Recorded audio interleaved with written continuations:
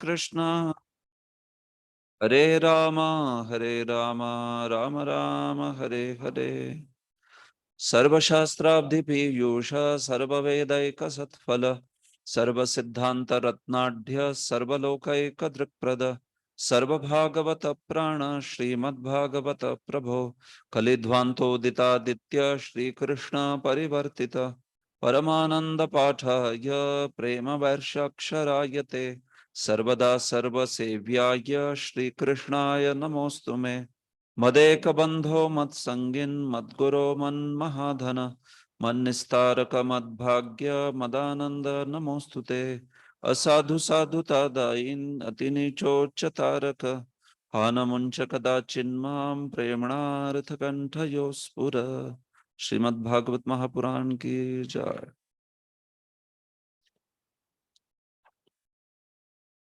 हरे कृष्णा। तो आज के सत्र में आप सबका स्वागत है। तो मेरी आवाज सुनाई दे रही है ना क्लियरली? कृष्ण नाम प्रभु ठीक है। उनकी आवाज सुनाई नहीं दे रही मुझे। ठीक है, अगर कुछ परेशानी है तो आप बोल देना। ठीक है। हाँ प्रभु जी, सुनाई दे रहे आवाज। ओके। तो कल हमने इस प्रथम स्कंद में 14वें अध्याय को प्रारंभ किया और उसके श्लोकों की चर्चा जो है यहाँ पर कर रहे हैं।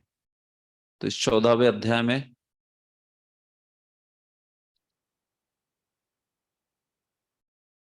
मिनट, तो 10 श्लोकों की चर्चा जो है हमने की है इसमें। तो उसके पश्चात जो है बचे हुए श्लोकों की चर्चा आज करेंगे। हाँ, तो 1 से 10 इन श्लोकों युधिष्ठिर द्वारा भगवान के तिरोधान होने की संभावना व्यक्त की गई है।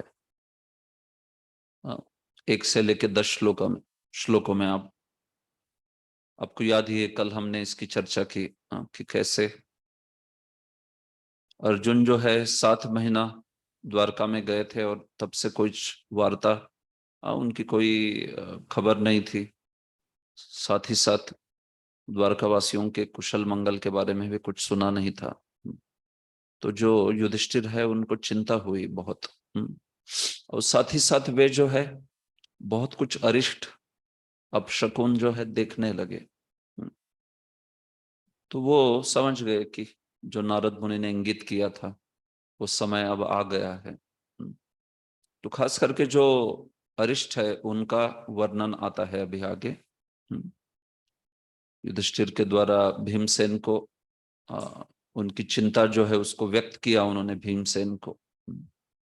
और वो सोच रहे कि ये निश्चित ही भगवान जो है शायद इस धरातल को त्याग दिए, इसलिए ये सब कुछ हो रहा है।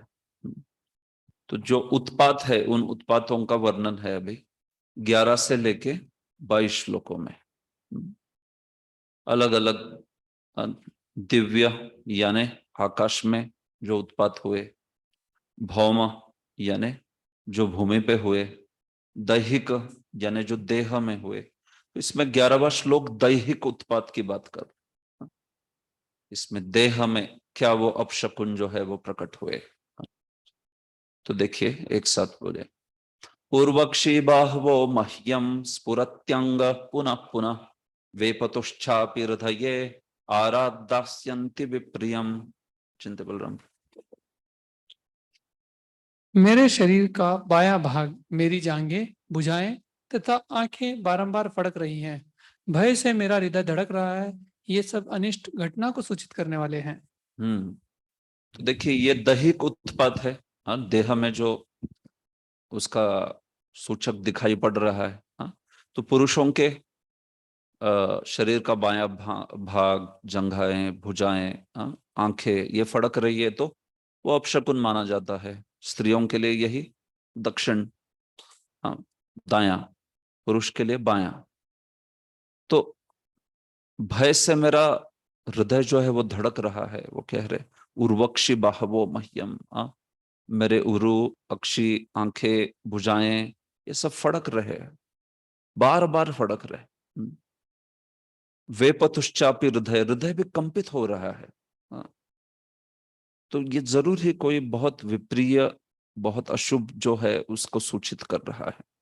प्रभुपाद तात्पर्य, यह भौतिक अस्तित्व अनिष्टों से भरा हुआ है। जिन वस्तुओं को हम नहीं चाहते वे ही किसी उच्चतर शक्ति द्वारा हम पर लाद दी जाती है, और हम यह नहीं देख पाते कि यह अनिष्ट प्रकृति के तीनों गुणों के नियंत्रण में है। जब किसी मनुष्य की जांघें, भुजाएं तथा आंखें लगातार फड़के, तो यह समझ लेना चाहिए कि कुछ अनिष्ट होने वाला है। इन सब अनिष्टों की तुलना दावाग्नि से की जाती है। कल मैं हमने ये श्लोक देखा था, नहीं ना? ओके, ठीक है। तो ये बात है। हाँ, तो खास करके कलयुग में तो कहा है शकुन आदि भी, अपशकुन हो या शुभ शकुन हो, ये भी कलयुग में थोड़ा इसका भी प्रभाव कम हो जाता है। हाँ, ऐसे तो ये पिछले युगों में वगैरह दिखते थे अपशकुन, तो निश्चित रूप से कुछ अनिष्ट होने वाला है करके। हाँ, अभी कलयुग में अनिष्ट ही अनिष्ट है। हाँ, तो भी कभी अपशकुन दिखेगा, कभी नहीं दिखेगा। कभी किस केस में। हाँ, तो ये सब होता है। इसमें स्मृतियां कहती है कि व्यक्ति की शुद्धता पे भी बहुत निर्भर करता है। शुद्ध व्यक्ति को शकुन जो है वो लागू होते हैं, अशुद्ध व्यक्ति को हो सकता है उसकी आंखें और भुजाएं लगातार फड़कते ही रहे, उसका सारा जीवन जो है अशुभता से भरा हुआ है। तो ये सारी चीजें जो है खास करके कलयुग में और भी इनका प्रभाव कम हो जाता है। मैं ऐसे नहीं कह रहा एकदम बेकार हो जाता है, नहीं, बट प्रभाव जो है वो कम हो जाता है। है कि नहीं? तो मुद्दा ऐसा है। तो प्रभुपाद जी बड़ा अच्छा मुद्दा लिखते हैं कि अनिष्टों की तुलना दावाग्नि से की जाती है। तो दावाग्नि को कोई लगाता है क्या? दावाग्नि अपने आप, दावाग्नि जो है धधक जाता है हवा के प्रभाव से। दो पेड़ वृक्ष जो है वो एक दूसरे से घिस के वहां से अग्नि प्रकट होती है, पूरे वन को भस्मसात कर देती है। तो वैसे ही इस जगत में जो क्लेश वगैरह है, कभी कोई कह सकता है कि इसको, इसमें किसको दोष देना चाहिए? हर कोई कहेगा नहीं मेरा दोष नहीं, इसमें मेरा दोष नहीं। अरे किसी का दोष नहीं। तो भी इस जगत में स्वभाव ही ऐसा है कि दावानल की तरह धधकने लगता है। हाँ, तो इस जन्म में दोष ना दिखाई पड़े, पिछले जन्म का दोष है, कुछ कर्मों का दोष है। हाँ, ये इस जगत का स्वभाव है। तो भले ही कभी कभी किसी को लग जाए कि अरे मेरी तो इसमें कोई गलती नहीं थी, और दूसरे पक्ष वाले को भी लगता है कोई गलती नहीं थी मेरी भी, लेकिन तो भी विपत्तियां आती है, झगड़े होते हैं, कलह होते हैं। और इस अग्नि को केवल भगवान की कृपा से ही बुझाया जा सकता है। संसार दावा नल लीढ़ लोका त्राणाय कारुण्य घना घन, तो उसको इंगित कर रहे हैं प्रभुपाद जो है वो। कि संसार रूपी दावानल में ये पूरा लोक जो है वो लीढ़, वो जो निगला जा रहा है, संसार दावा नलेन लीढ़म लोकम, उसके द्वारा ये लोक जो है वो निगला जा रहा है। और ऐसे उस लोक के त्राण के लिए, उसकी रक्षा के लिए जिसने कारुण्य घना घनत्वम, कारुण्य रूपी मेघ का रूप धारण किया है, ऐसे उन गुरु के चरणों के मैं वंदन करता हूं। ऐसा पहला श्लोक है वो। संसार दावा नल लीढ़ लोका त्राणाय कारुण्य घना घनत्वम। तो उसमें घना घन जो है वो, बादल जो है, काला बादल जल वाला, उसकी तुलना जो है वो गुरु से की गई है, गुरु की कृपा से। तो ये बात है। तो ऐसी कृपा जो है ऐसा अग्नि जो है भगवान की कृपा से ही बुझ सकती है, जो कि गुरु द्वारा, जो भगवान के भक्तों द्वारा प्राप्त होती है। ये बात है। आगे देखिए, अभी अभी जो है वो भौम दैहिक वाले हो गए। तो भौम वाले जो उत्पात है वो बोल रहे हैं अभी भूमि पर उनको क्या क्या उत्पात दिख रहे हैं। शिवैषोद्यन्तमादित्यम अभिरौत्य रौत्यन लालना मामंगसार में योयम अभिरेभत्यभिरुवत। पढ़िए ब्रो। हे भीम, जरा देखो तो ये सियारिन किस तरह उगते हुए सूर्य को देखकर रो रही है, और अग्नि उगल रही है, और ये कुत्ता किस तरह निर्भय होकर मुझ पर भौंक रहा है। हाँ, तो शिवा ऐसा, ये देखो सियारन जो है वो, लोमड़ी जो है वो कैसे उगते हुए उद्यत उद्यंतम आदित्यम, उगते हुए सूरज की ओर देख के आवाज कर रही है। हाँ, सियार कैसे रोता है आपको पता है ना? हाँ, सियार जो है वो कोल्ला, हाँ, तो वो जब रोता है तो बड़ा भयंकर लगता है सुनने को, हाँ, डरावना होता है। मायापुर में कई बार सुना होगा आपने रात में, हाँ, आवाज जो है वो, हाँ, तो मायापुर में सुनाई देता है वो शाम में, क्योंकि उस क्षेत्र के आजू बाजू में बहुत सारे सियारिन जो है वो, हाँ, और मुख से अग्नि उगल रही है, ऐसा दिखाई पड़ रहा है। माम अंग सार में योयम, हाँ, और कुत्ता जो है वो भी देखो कैसे मुझ पर भौंक रहा है। हाँ, युधिष्ठिर पर कोई कुत्ते वगैरह भौंकते नहीं थे कभी।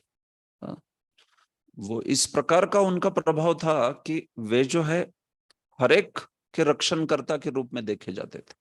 यहाँ तक कि कुत्ते वगैरह जानवर भी उनको रक्षणकर्ता की तरह देखते थे। हाँ, युधिष्ठिर को देख के गायें जो है वो नाचने लगती थी कि ये जो है ऐसा धर्मपालक राजा जो है वो हमारा।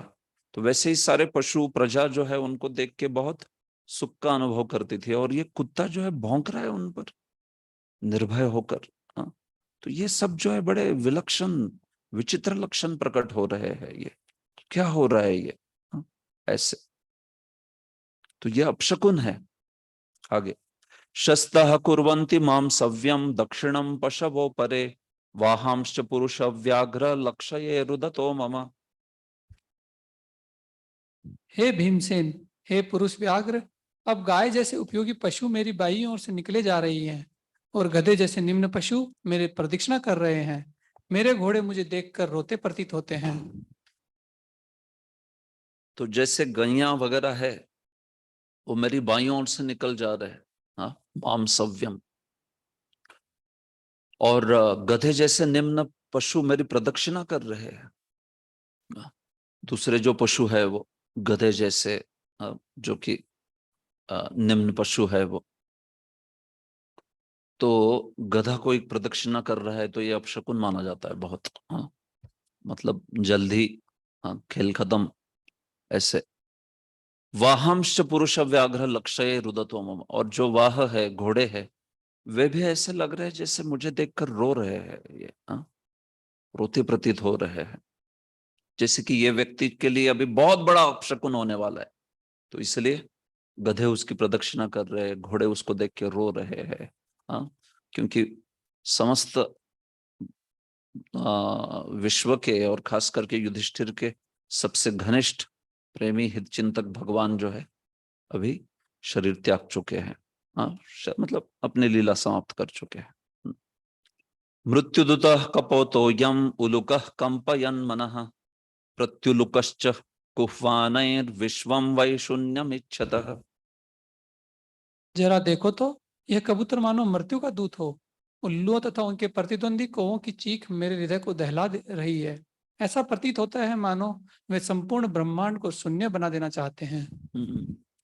तो कपोत है वो अ, कुछ रव कर रहे हैं, कुछ आवाज कर रहे हैं, मृत्युदूत की तरह उड़ रहे हैं।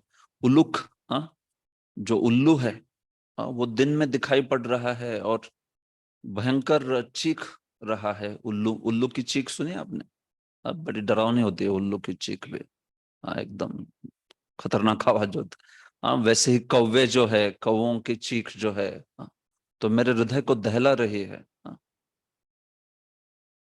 जैसे ऐसे मानो ये जो है, ये सारी चीखें जो है संपूर्ण ब्रह्मांड का विनाश करके उसको शून्य बना देना चाहती है।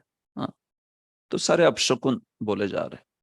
अभी जो है आकाश में जो दिव्य उत्पात जो है वो बोले जाएंगे अगले श्लोकों में।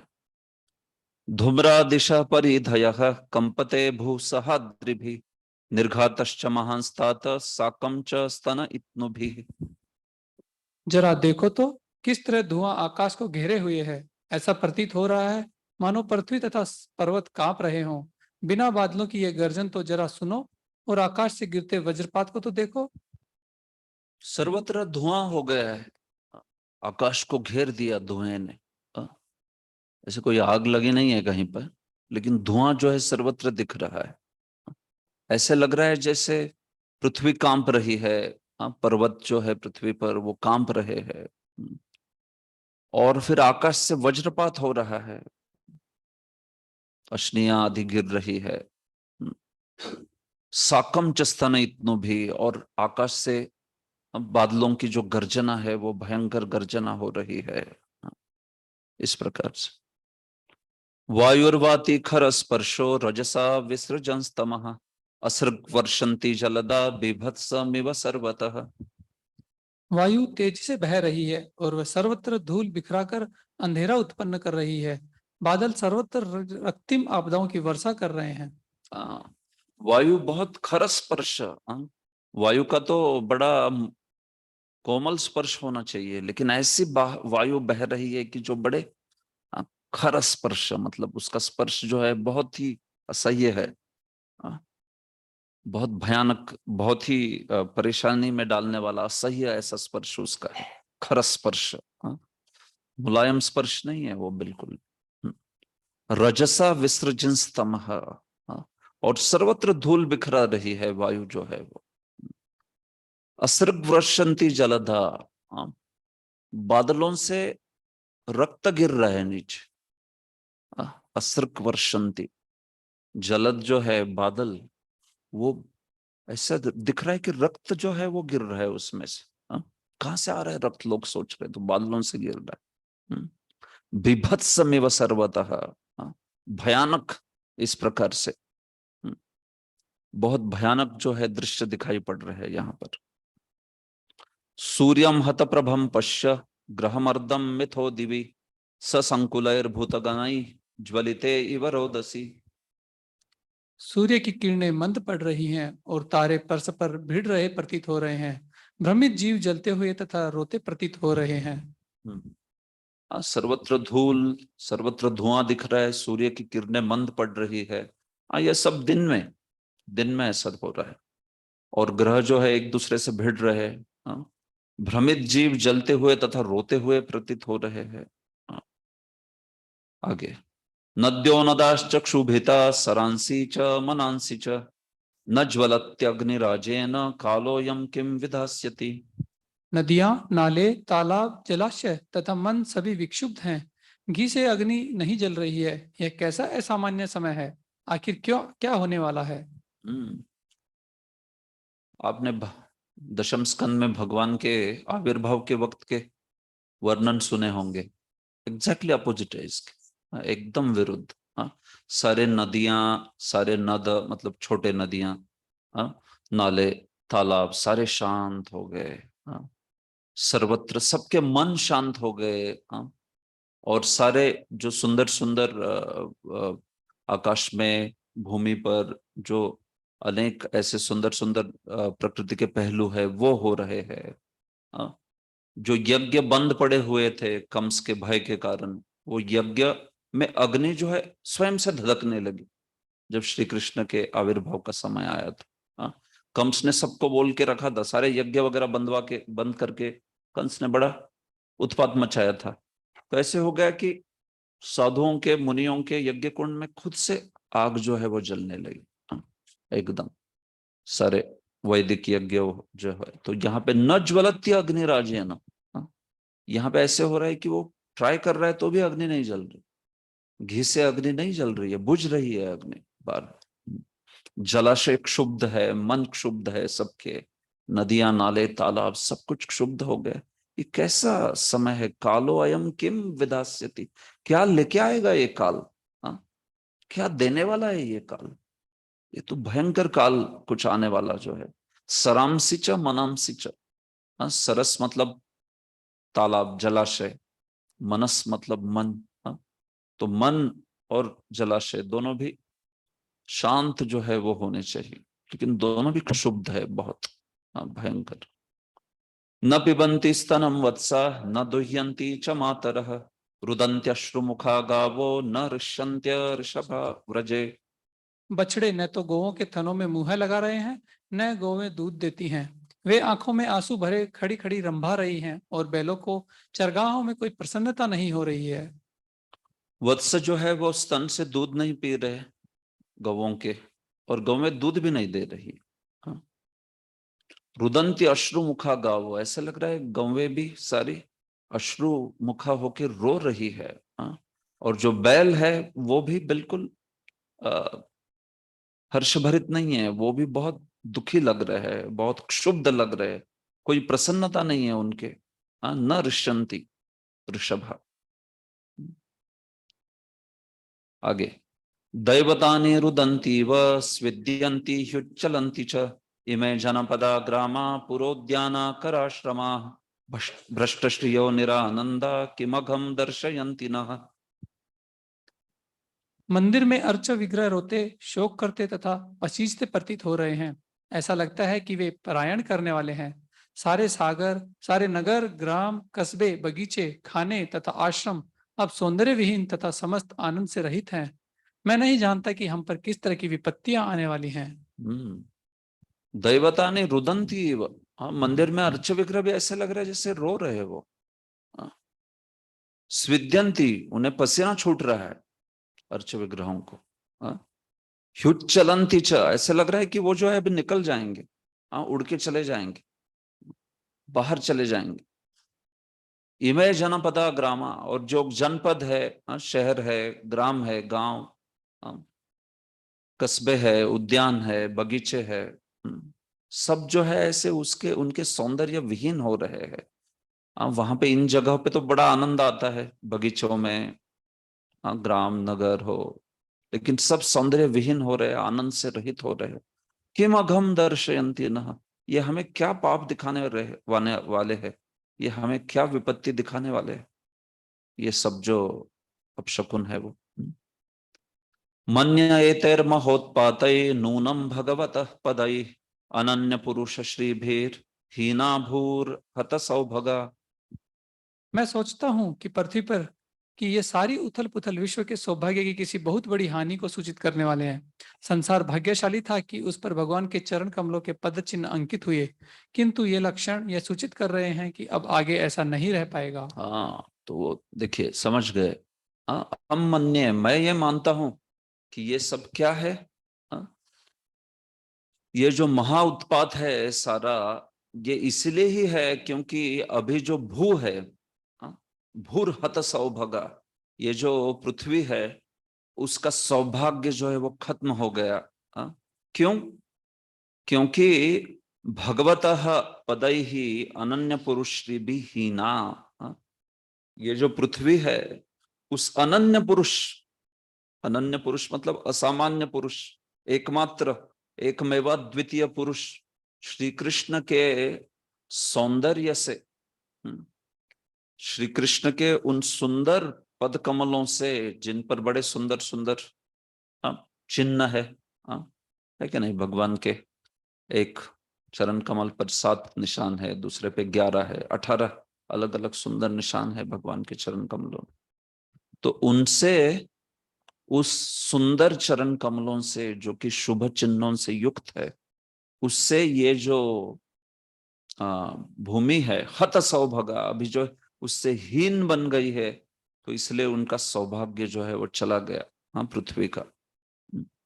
तो इसलिए ये सारा महोत्पात जो है वो दिखाई पड़ रहा है। मैं यही मानता हूं, यही चीज हुई है निश्चित रूप से। हाँ। तो युधिष्ठिर समझ गए एक्चुअली में क्या हुआ है।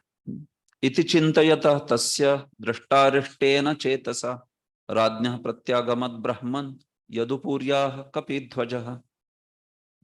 हे ब्राह्मण शौनक, जब महाराज युधिष्ठिर उस समय पृथ्वी पर इन अशुभ लक्षणों को देख रहे थे और अपने मन में इस प्रकार सोच रहे थे, तभी अर्जुन यदुओं की पुरी से वापस आ गए। हाँ, तो ऐसे सोच ही रहे थे, और जो भीमसेन है उससे बात ही कर रहे थे ऐसे युधिष्ठिर हस्तिनापुर में। तब भी ये सब अपशकुनों की बात कर रहे थे, मन से सोच रहे थे कि भगवान जो है इस जगत को त्याग के चले गए हैं। तब भी राजा के सामने राज्ञः प्रति आगमत आ गए। कौन? यदुपुरिया कपिध्वज, कपिध्वज आ गए, अर्जुन आ गए। हाँ, जिनके ध्वज पर कपि का, मारुति, हाँ, हनुमान जी का चिन्ह है, वो यदुपुरी से आ गए, द्वारका से आ गए। तो बस जिस चीज को वो जानना चाहते थे उसी चीज को अभी अर्जुन जो है उनसे पूछेंगे। हाँ, जो उनकी चिंता थी, बहुत दिन से अर्जुन को देखा नहीं, और तभी बराबर जब वे सोच रहे थे ऐसे, तभी अर्जुन जो है वो वहां पे आ गए। तम पादयोर निपतितम अयथा पूर्व मातुरम अधो वंदनम अबिंदुन सृजंतम नयनाब्जयोः। जब उसने राजा के चरणों पर नमन किया तो राजा ने देखा कि उनकी निराशा अभूतपूर्व थी। उनका सर नीचे झुका हुआ था और उनके कमल नेत्रों से आंसू झर रहे थे। तो अर्जुन को देखा उन्होंने, अर्जुन जैसे ही आए तो राजा के चरणों में गिर पड़े युधिष्ठिर महाराज। उनके ज्येष्ठ भ्राता है, राजा है और ज्येष्ठ भ्राता है। तो उनके दोनों चरणों में निपतितम गिर गए अर्जुन जो है, ये अयथा पूर्वम आतुरम, लेकिन वो ऐसे आतुर दिखे, ऐसे खिन्न दिखे, ऐसे दुख से पीड़ित दिखे जो अयथा पूर्वम था।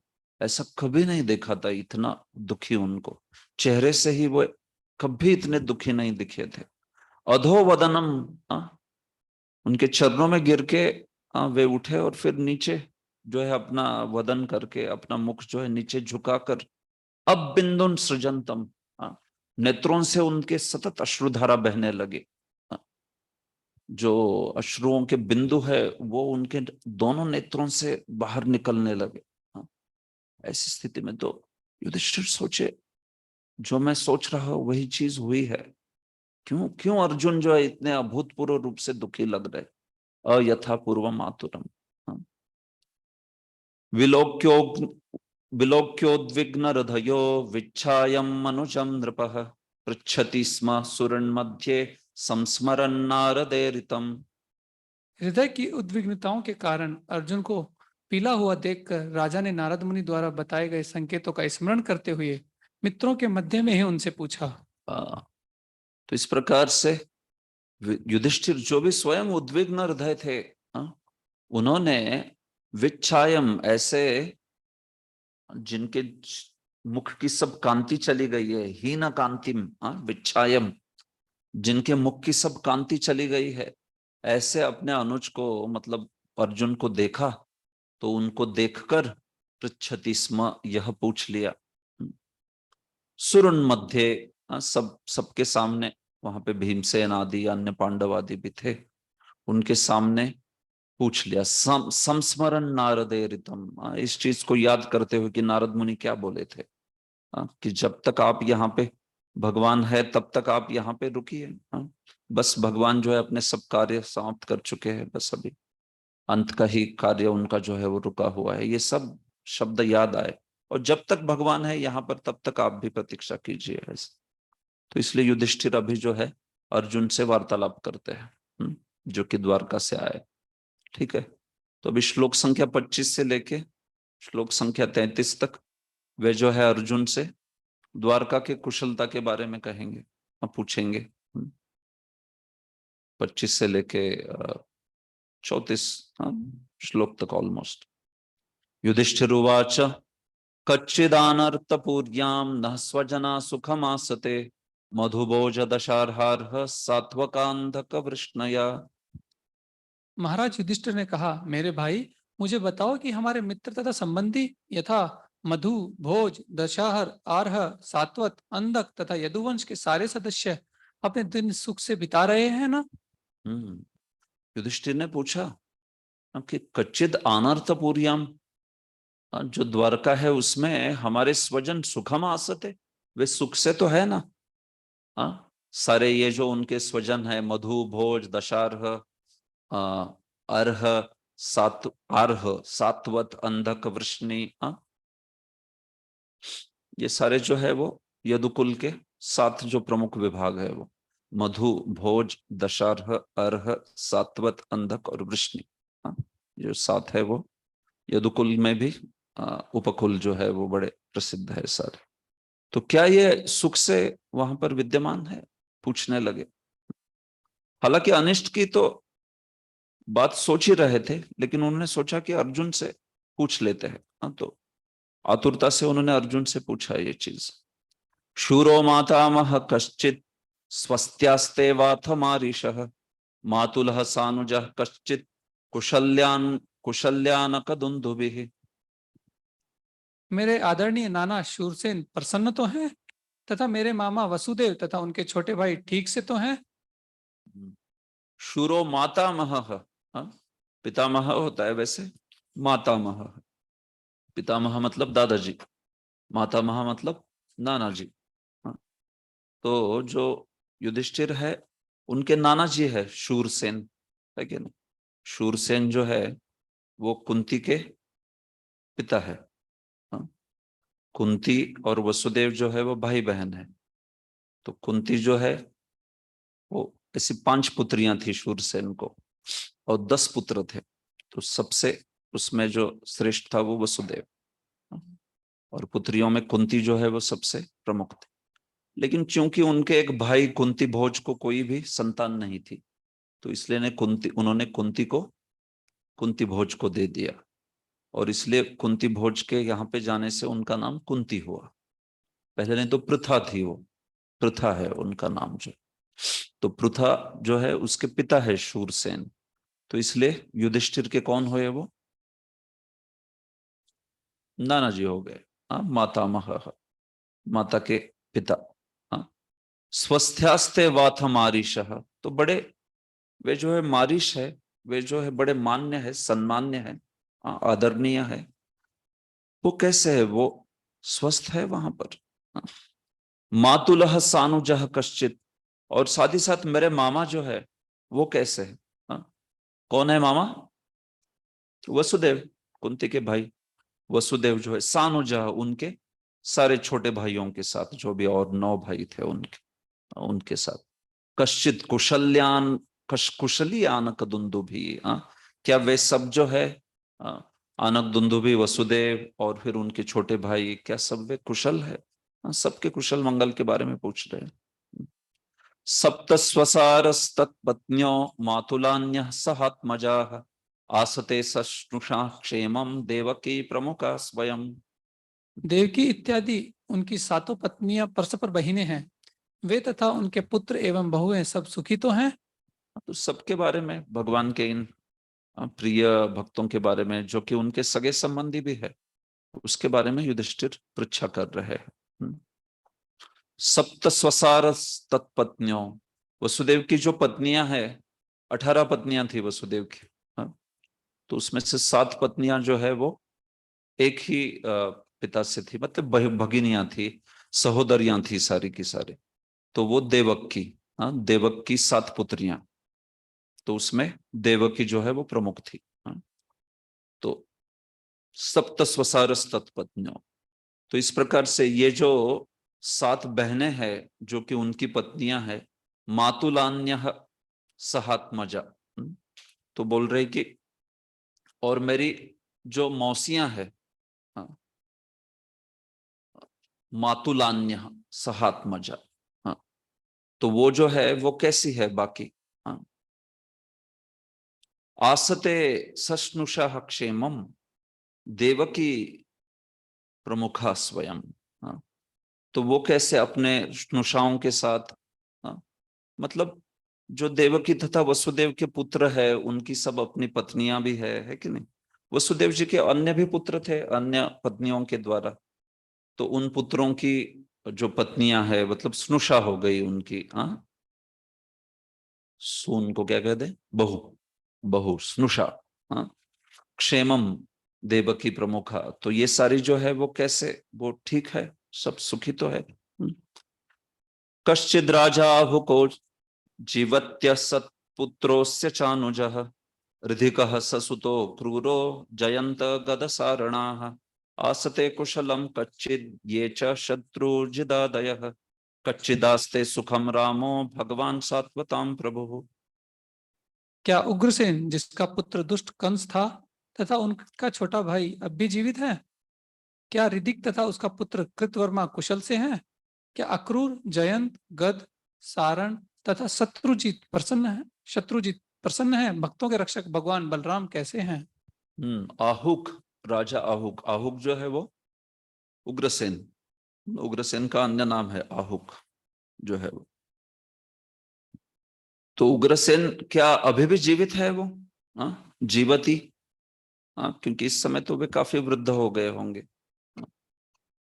और एक बात यह भी है, जीव गोस्वामी बताते हैं कि उग्रसेन जो है कंस के अत्याचार की वजह से जीवन भर ही उनको दुख रहा कि मेरा ऐसा पुत्र था करके।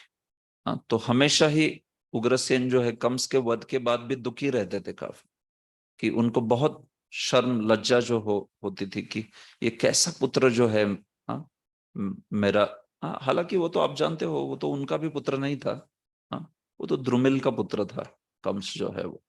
हाँ, द्रुमिल ने वंचना करके पद्मावती के गर्भ में उसको उत्पन्न कर दिया था, जो कि कंस की माता थी, उग्रसेन की पत्नी। उसने उनकी वंचना की उग्रसेन का रूप लेके, और फिर उस प्रकार से कंस उत्पन्न हुआ था।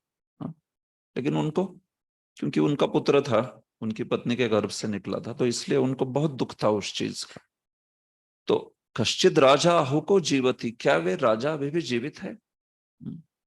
असत पुत्रो अस्य चानुजा, जिसके पुत्र कैसे असत, असत पुत्र, जिसका बड़ा शैतान दुष्ट पुत्र था कंस, उग्रसेन का पुत्र चानुज। और फिर उनके जो अनुज है वो, छोटे भाई जो है वो ऋधिक ससुतो, और ऋधिक जो है उनका पुत्र है कृतवर्मा, नारायणी सेना का सेनापति था वो, तो कृतवर्मा। फिर अक्रूर, जयंत, गद, सारणा, जयंत आदि ये भगवान के भाई है।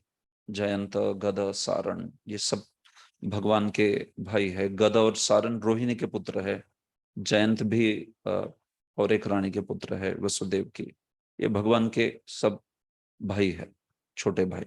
हाँ, इसलिए गदाग्रज कहते हैं भगवान को, क्योंकि वे गद के अग्रज है, गद के बड़े भाई है, तो इसलिए गदाग्रज। जयंत, गद, सारण, हाँ ये सब। आसते कुशलम कश्चिद ये च शत्रु जिदादय, क्या ये सब जो है वो कुशल से है? कुशल मंगल तो है इनका। अन्य भी शत्रुजित आदि। कच्चिदास्ते सुखम रामो, और खास करके भगवान राम, बलराम, वे कैसे है? हाँ? उनके लिए देखिए भगवान शब्द प्रयुक्त किया है, क्योंकि बलराम जो है वो भी भगवान है। कश्चिदास्ते सुखम रामो भगवान सात्वताम प्रभु, हाँ? जो भक्तों के रक्षक भगवान भगवान बलराम है वे कैसे है? पांडवों की राजधानी हस्तिनापुर आजकल की नई दिल्ली के निकट कहीं पर स्थित थी, और उग्रसेन का राज्य मथुरा में था। द्वारका से दिल्ली लौटते हुए अर्जुन अवश्य ही मथुरा नगरी गए होंगे, अतएव मथुरा के राजा के विषय में पूछताछ योग्य है। एक्चुअली द्वारका से आते आते क्या आपने उग्रसेन को देखा? क्योंकि उग्रसेन द्वारका में नहीं रहते थे, उग्रसेन मथुरा में रहते थे। हाँ, मथुरा के राजा थे उग्रसेन। हाँ, कृष्णा जो है वो द्वारका के राजा थे। कृष्ण का राज्य द्वारका था। और ये जो उग्रसेन आदि वगैरह है वे भी मथुरा में निवास करते थे ऐसे। तो भगवान ने, युधिष्ठिर ने सोचा कि द्वारका से आते हुए ये मथुरा से अपने सारे आप्तिष्ट जो है, सगे संबंधी, उनको मिलके आए होंगे, तो उन्होंने इसलिए इनके बारे में भी पूछा। संबंधियों के विविध नामों में से भगवान कृष्ण के बड़े भाई राम या बलराम के साथ भगवान शब्द जुड़ा हुआ, क्योंकि भगवान बलराम विष्णु तत्व के तुरंत के विस्तार है। तदेकात्म रूप है भगवान के। बलराम जो है पहले भगवान के विस्तार के रूप में। तो ये बात प्रभुपाद जी जीव शक्ति आदि वगैरह सब चीजें बताते हैं। श्री राम या बलराम भगवत भक्तों के रक्षक है, वे समस्त भक्तों के गुरु है, और उनकी अहेतु की कृपा से पतित आत्माओं का उद्धार होता है।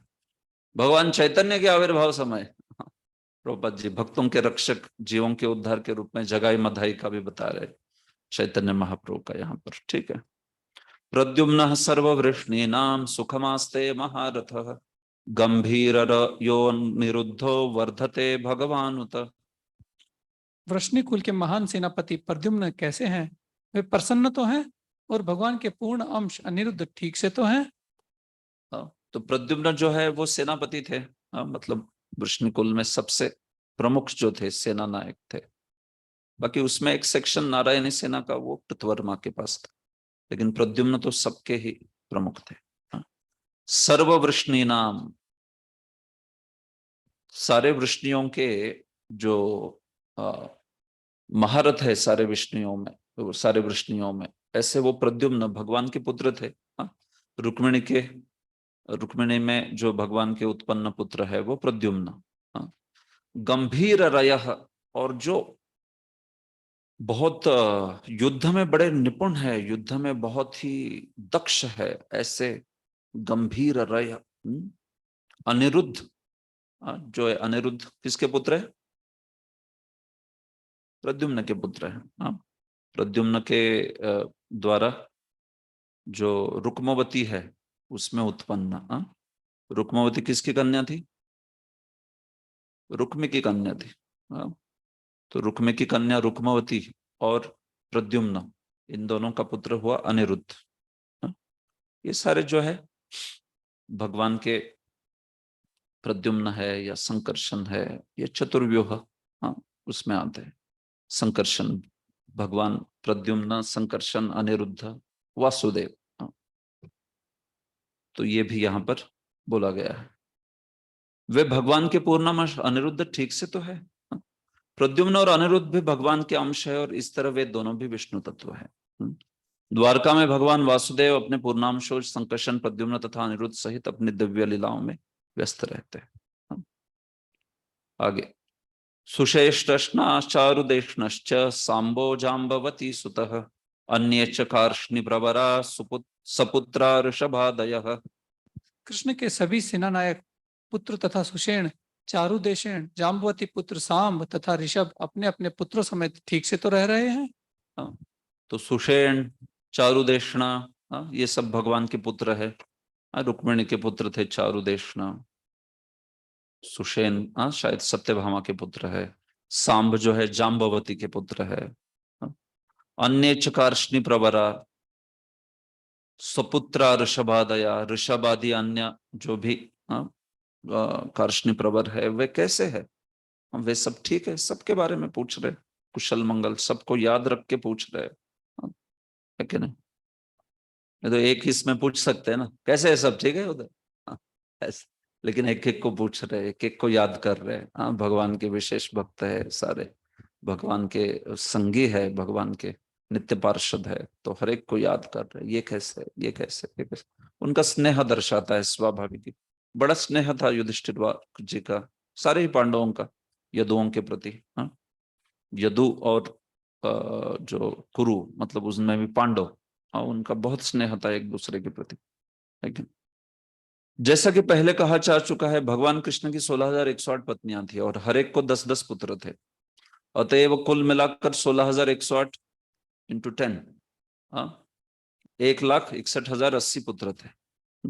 वे सब बड़े हुए तो उनके भी अपने पिता की तरह 10-10 पुत्र हुए। अपने पिता के चरण कमलों का अनुगमन किया उन्होंने, जिससे भगवान के परिवार में 16,10,800 सदस्य थे।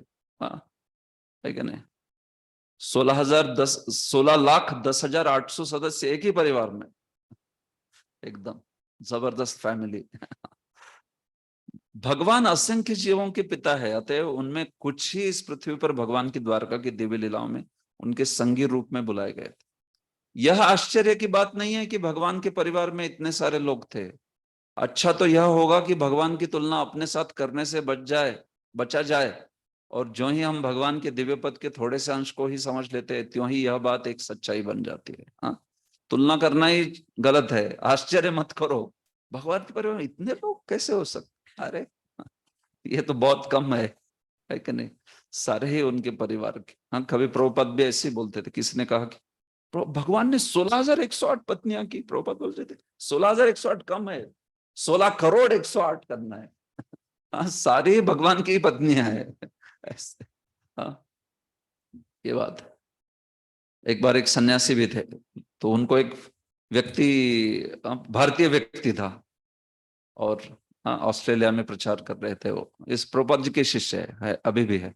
तो उनको कहा एक ने कि क्यों भगवान श्री कृष्ण दूसरों की पत्नियों के साथ नाचते हो? तो उन्होंने कहा क्यों तुम दूसरे की पत्नी के साथ नाचते हो?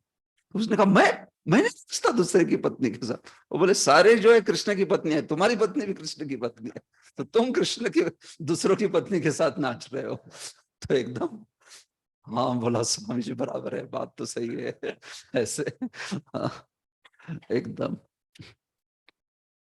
तो राजा युधिष्ठिर ने द्वारका स्थित भगवान के पुत्रों तथा पौत्रों का कुशल समाचार पूछते समय उनमें से केवल सेना नायकों के ही नाम लिए है। हाँ बराबर है, सबके तो नाम नहीं ले सकते, लेकिन उनको याद करके नाम ले रहे हैं, क्योंकि कृष्ण के परिवार भर के सदस्यों के नाम स्मरण रख पाना राजा के लिए संभव न था। ठीक। तथैवानुचरः शौरे श्रुतदेवोद्धवादयः सुनंदनंद शीर्षण्या ये चान्ये सात्वतर्षभाः अपि स्वस्त्या सते सर्वे रामकृष्ण भुजाश्रयाः अपि स्मरन्ति कुशलम् अस्माकं बद्ध सौहृदाः। इसके अतिरिक्त श्रुतदेव, उद्धव तथा अन्य नंद, सुनंद तथा अन्य मुक्त आत्माओं के नायक जो भगवान के नित्य संगी हैं, भगवान बलराम तथा कृष्ण द्वारा सुरक्षित तो हैं, वे सब अपना अपना कार्य ठीक से चला रहे हैं ना? वे जो हमसे नित्य मैत्री पाश में बंधे हैं, हमारी कुशलता के बारे में पूछते तो हैं।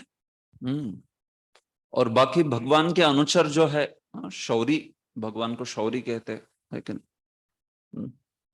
कई अर्थ है शौरी शब्द के। तो शौरी मतलब जो सिंह के जैसे, शौरी भगवान जो है। श्रुतदेव, श्रुतदेव हुए, उद्धव हुए, जो अन्य सुनंद है, नंद है, ये जो सात्वतों में सर्वश्रेष्ठ ऐसे जीव है, वे कैसे है? अपि स्वस्त्या सते, वे सब स्वस्ति, सब कुशल तो है। राम कृष्ण भुजाश्रया, जिन्होंने राम और कृष्ण के भुजाओं का आश्रय ग्रहण किया है। अपि स्मरन्ति कुशलम अस्माकम, और क्या वो हमें भी स्मरण करते हैं? अस्माकम बद्ध सौहृदा, वो हमसे नित्य मैत्री पाश में बंधे हैं। और क्या वो हमारी कुशलता के बारे में भी पूछ रहे थे? हम भी पूछते हैं, क्या वो याद कर रहे थे हमें? प्रभु जी ने याद किया हमें। ऐसे तो वैसे युधिष्ठिर भी पूछ रहे हैं।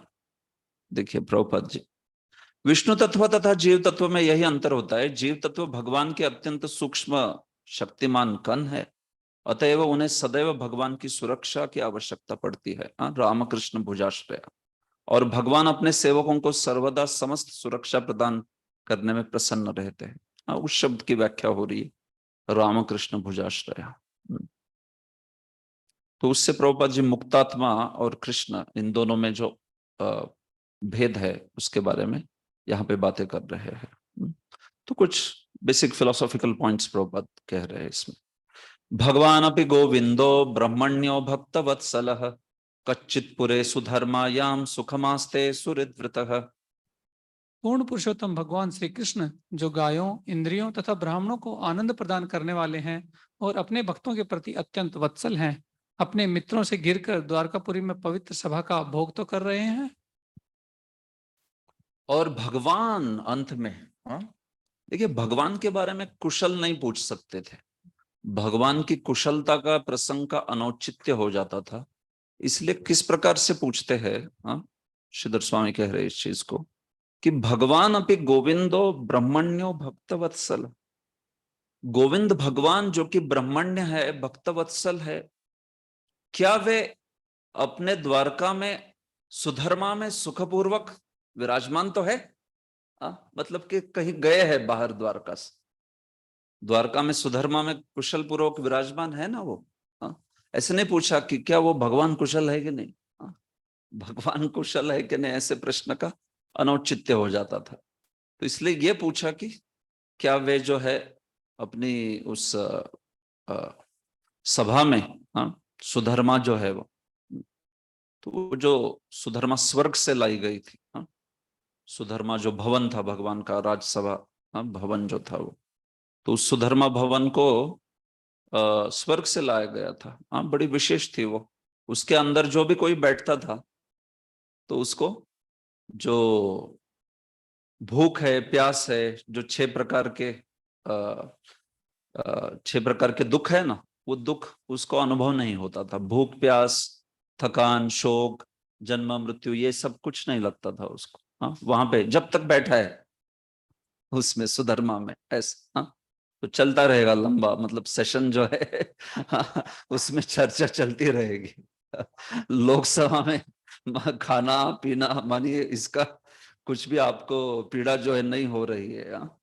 तो ऐसे वो सुधर्मा में है तो वो जाना नहीं चाहते थे लोग, उधर सुधर्मा में आ गए थे, उनको इतना आनंद लगता था उसमें कृष्ण के साथ बैठने, और मूल तो कृष्ण भी वहां पे विराजमान। हाँ, तो सुधर्मा में आते हुए जीव गोस्वामी बताते हैं कि अलग अलग 16,108 रानियों के अलग अलग महल थे, तो अलग अलग महल में से श्री कृष्ण आते थे, तो अलग अलग अलग श्री कृष्ण आते थे, सुधर्मा के द्वार में एक होते अंदर होते थे। ऐसे सब देख पाते थे उसको, उस चीज को, ऐसे कि अरे यहाँ यहाँ यहाँ यहाँ एक पर्सन अंदर, और वैसे ही बाहर निकलते थे, एक दरवाजे से निकले और फिर धर धर धर धर सारे महलों में जाने के लिए विस्तार हो गया करके, ऐसे भक्त देख पाते थे उनके द्वारका के, बड़ी विशेष दृश्य रहेगा वो। हाँ, तो वो सुधर्मा उसमें, तो क्या वो उसमें श्री कृष्ण जो है सुखपूर्वक विराजमान तो है। हाँ?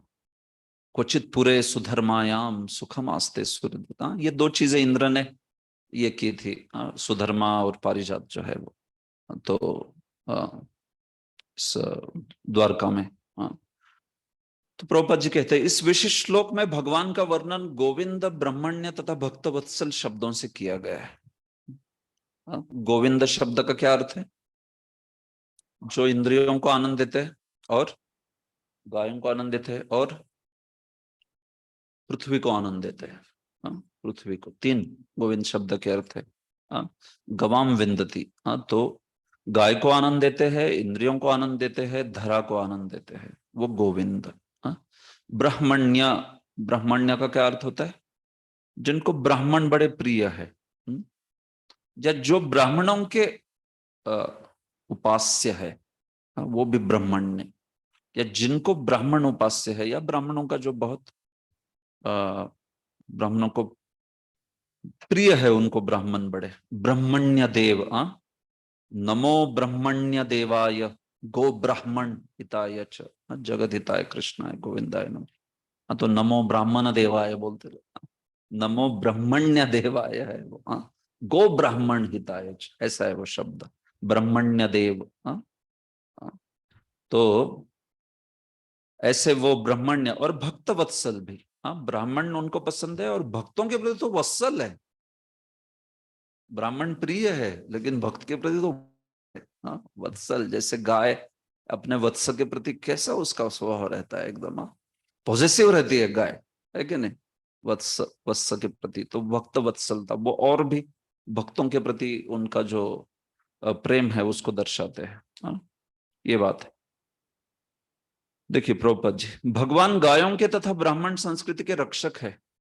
जो समाज गोरक्षण, गो संरक्षण तथा ब्राह्मण संस्कृति से विहीन है, वह भगवान के प्रत्यक्ष संरक्षण में नहीं होता। जिस तरह की कारागार के बंदी राजा के संरक्षण में न रहकर राजा के किसी कठोर प्रतिनिधि के संरक्षण में रहते हैं। तो प्रभुपाद जी कुछ प्रैक्टिकल एप्लीकेशन बता रहे हैं कि भगवान जो है गोविंद है, मतलब गो रक्षा करनी चाहिए, भगवान ब्रह्मण्य है मतलब ब्राह्मण रक्षा करनी चाहिए, और फिर भक्तवत्सल है मतलब भक्त जो है उनको उनकी सेवा करनी चाहिए, उनको रक्षण करना चाहिए। तीनों चीजें पहलू जो है बता रहे प्रभुपाद जी। गौ संरक्षण तथा मानव समाज में कम से कम समाज के कुछ सदस्यों में ब्राह्मण गुणों के अनुशीलन के बिना कोई भी मानव सभ्यता उन्नति नहीं कर सकती। ये बात, तो गौ रक्षा हुआ, ब्राह्मणों के गुणों का अनुशीलन हुआ, इसके सिवा मानव सभ्यता उन्नति नहीं करेगी।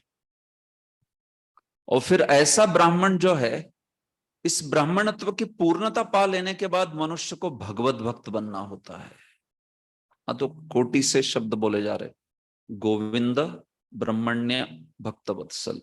भगवान गौओं के प्रेमी है, ब्राह्मणों के प्रेमी, उससे भी ज्यादा लेकिन भक्त जो है वो पराकाष्ठा है इसकी, ब्राह्मणत्व की भी।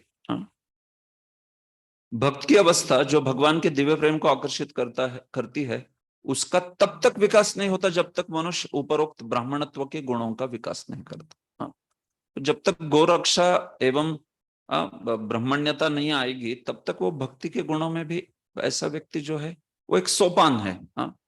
वो सोपान से फिर भक्ति जो है उसमें भी आगे बढ़ सकता है कि नहीं? सत्व के बाद विशुद्ध सत्व आएगा ना, सत्व गुण जो है वो तो एक सोपान है, उसके बाद भक्ति जो है विशुद्ध सत्व बोलते हैं उसको। हाँ, विशेष शुद्ध, विशुद्ध मतलब विशेष है ना शुद्ध। हाँ? जो लोग योग्यता में ब्राह्मण से कम होते हैं वे भगवान से किसी प्रकार का संबंध स्थापित नहीं कर सकते। ब्राह्मण से कम मतलब सत्वगुण की बात हो रही है। जैसे कि काष्ठ के बिना कच्ची मिट्टी में आग नहीं जलाई जा सकती, यद्यपि काष्ठ तथा मिट्टी में पारस्परिक संबंध होता है। हाँ? काष्ठ जो है लकड़ी वो भी मिट्टी से ही बनी है, लेकिन तो भी आप मिट्टी में आग नहीं लगा सकते और काष्ठ में आग लगा सकते हो। तो वैसे ही ये बताया जा रहा है कि सत्वगुण जो है वो भी प्रकृति का ही गुण है। हाँ? लेकिन सत्वगुण जो है वो अलग कार्य करता है, जैसे काष्ठ के जैसा, और कच्ची मिट्टी जो है वो तमोगुण प्रजोगुण की तरह, ऐसा बोला जा रहा है। हाँ? चूंकि भगवान परम पूर्ण है अतएव उनकी कुशलता का प्रश्न ही नहीं उठता। अतएव महाराज युधिष्ठिर ने यह प्रश्न नहीं पूछा, उन्होंने केवल उनके आवास स्थान द्वारकापुरी के संबंध में ही पूछा, जहां पुण्यात्मा एकत्र होते। ठीक। मंगलाय च लोकानां क्षेमाय च भवाय च आस्ते यदुकुलां बोधा वाद्योऽनंत सख पुमान् यद्बाहुदंड गुप्तायां स्वपुर्यां यदवोर्चिताः क्रीडन्ति परमानंदम महापौरुषिका इव। परम भोक्ता आदि भगवान तथा जो मूल भगवान अनंत हैं, बलराम यदुवंश रूपी सागर में समस्त ब्रह्मांड के कल्याण, सुरक्षा तथा उन्नति के लिए निवास कर रहे हैं और सारे यदुवंशी भगवान की भुजाओं द्वारा सुरक्षित रहकर वैकुंठ वासियों की भांति जीवन का आनंद उठा रहे हैं। तो देखिए, अब तक जो है कुशलता पूछ रहे थे। अभी जो ये 35वां श्लोक है, वहां से लेकर 38वें श्लोक तक भगवान के वजह से कैसे यदुकुल आनंद में है। हाँ? भगवान की यदुकुल पर कृपा, हाँ, यदुओं पर कृपा ये बोली जा रही है। हाँ? इसमें कुशल नहीं पूछेंगे अभी, वे बता रहे कि कैसे भगवान की कृपा है ये 35 से लेके 38 तक, कि उनके कारण ये कैसे समृद्धि में और सुख में विराजमान है। मंगलाय च लोकानां क्षेमाय च भवाय च आस्ते यदुकुलां बोधौ आद्यो अनंत सख पुमान। यदुकुल रूपी सागर में सभी लोगों के मंगल के लिए, क्षेम के लिए, उनकी सुरक्षा के लिए, उनकी उन्नति के लिए यदुकुल रूपी अंबोधि सागर में ये भगवान अनंत सख मतलब श्री कृष्ण, जैसे ऐसा ऐसा वर्णन किया जा रहा है। देखिए, जैसे क्षीर सागर में अनंत की शैया पे क्षीरोदकशाही विष्णु वो निवास करते हैं, वैसे यदुकुल रूपी सागर में अनंत जो कि बलराम है उनके सखा श्री कृष्ण निवास करते हैं। ऐसा क्षीर सागर के साथ तुलना की है यदुकुल के, यदुकुल की, यदुकुल रूपी सागर और क्षीर सागर। तो जैसे क्षीरोदकशाही विष्णु अनंत पर शैया करते हैं, वैसे ये अनंत सखा, ये अनंत के सखा या अनंत जिनके सखा है ऐसे श्री कृष्ण, वे भी यहाँ पे यदुकुल में, यदुकुल रूपी सागर में विराजमान है सभी लोगों के क्षेम और भव के लिए। यद बाहुदंड गुप्तायाम, जिनके बाहु के सुरक्षा द्वारा ये सारे यदु जो है वे क्या करते हैं, क्रीडंती, वे सर्वत्र आनंद ले रहे हैं, परमानंद का भोग कर रहे हैं। महापौरुषिका इव, जैसे साक्षात वैकुंठ के वासियों के द्वारा, वैकुंठ के वासियों की तरह महापौरुषिका। महापुरुष मतलब विष्णु, महापौरुषिका मतलब वैष्णव, विष्णु के वैकुंठ के संगी नित्य पार्षद। तो तुलना कर रहे वैकुंठ के साथ इसकी। वैकुंठ ही है वो द्वारका, तो उसकी तुलना भी वैसे कर रहे वैकुंठ के साथ युधिष्ठिर महाराज जो है। तो जैसे वैकुंठ में वैकुंठवासी भगवान वैकुंठ के साथ में, भगवान का नाम वैकुंठ भी है। वैकुंठ मतलब स्थान, और भगवान का भी नाम वैकुंठ। क्यों क्यों वैकुंठ कहते हैं भगवान को? नहीं, वो तो स्थान की बात हो गई ना, भगवान क्यों को वैकुंठ क्यों? क्योंकि उनकी माता का नाम विकुंठा है, इसलिए वैकुंठ। भगवान का ये जो वैकुंठ नामक रूप है, उसमें लीला के तौर पे माता जो है उनकी विकुंठा है। तो इसलिए उनको वैकुंठ कहते हैं, विकुंठा के पुत्र वैकुंठ। ठीक है, बाकी दूसरे कारण तो है, हाँ, जिनके चरणों को स्वीकार करके कोई कुंठ नहीं बचता है, हाँ, तो वो तो स्थान के लिए लागू होता है। लेकिन भगवान ने वो नाम धारण किया क्योंकि उनकी माता जो है वो विकुंठा है, हाँ, वैकुंठ, ऐसे इसको अष्टम स्कंद में कहा है।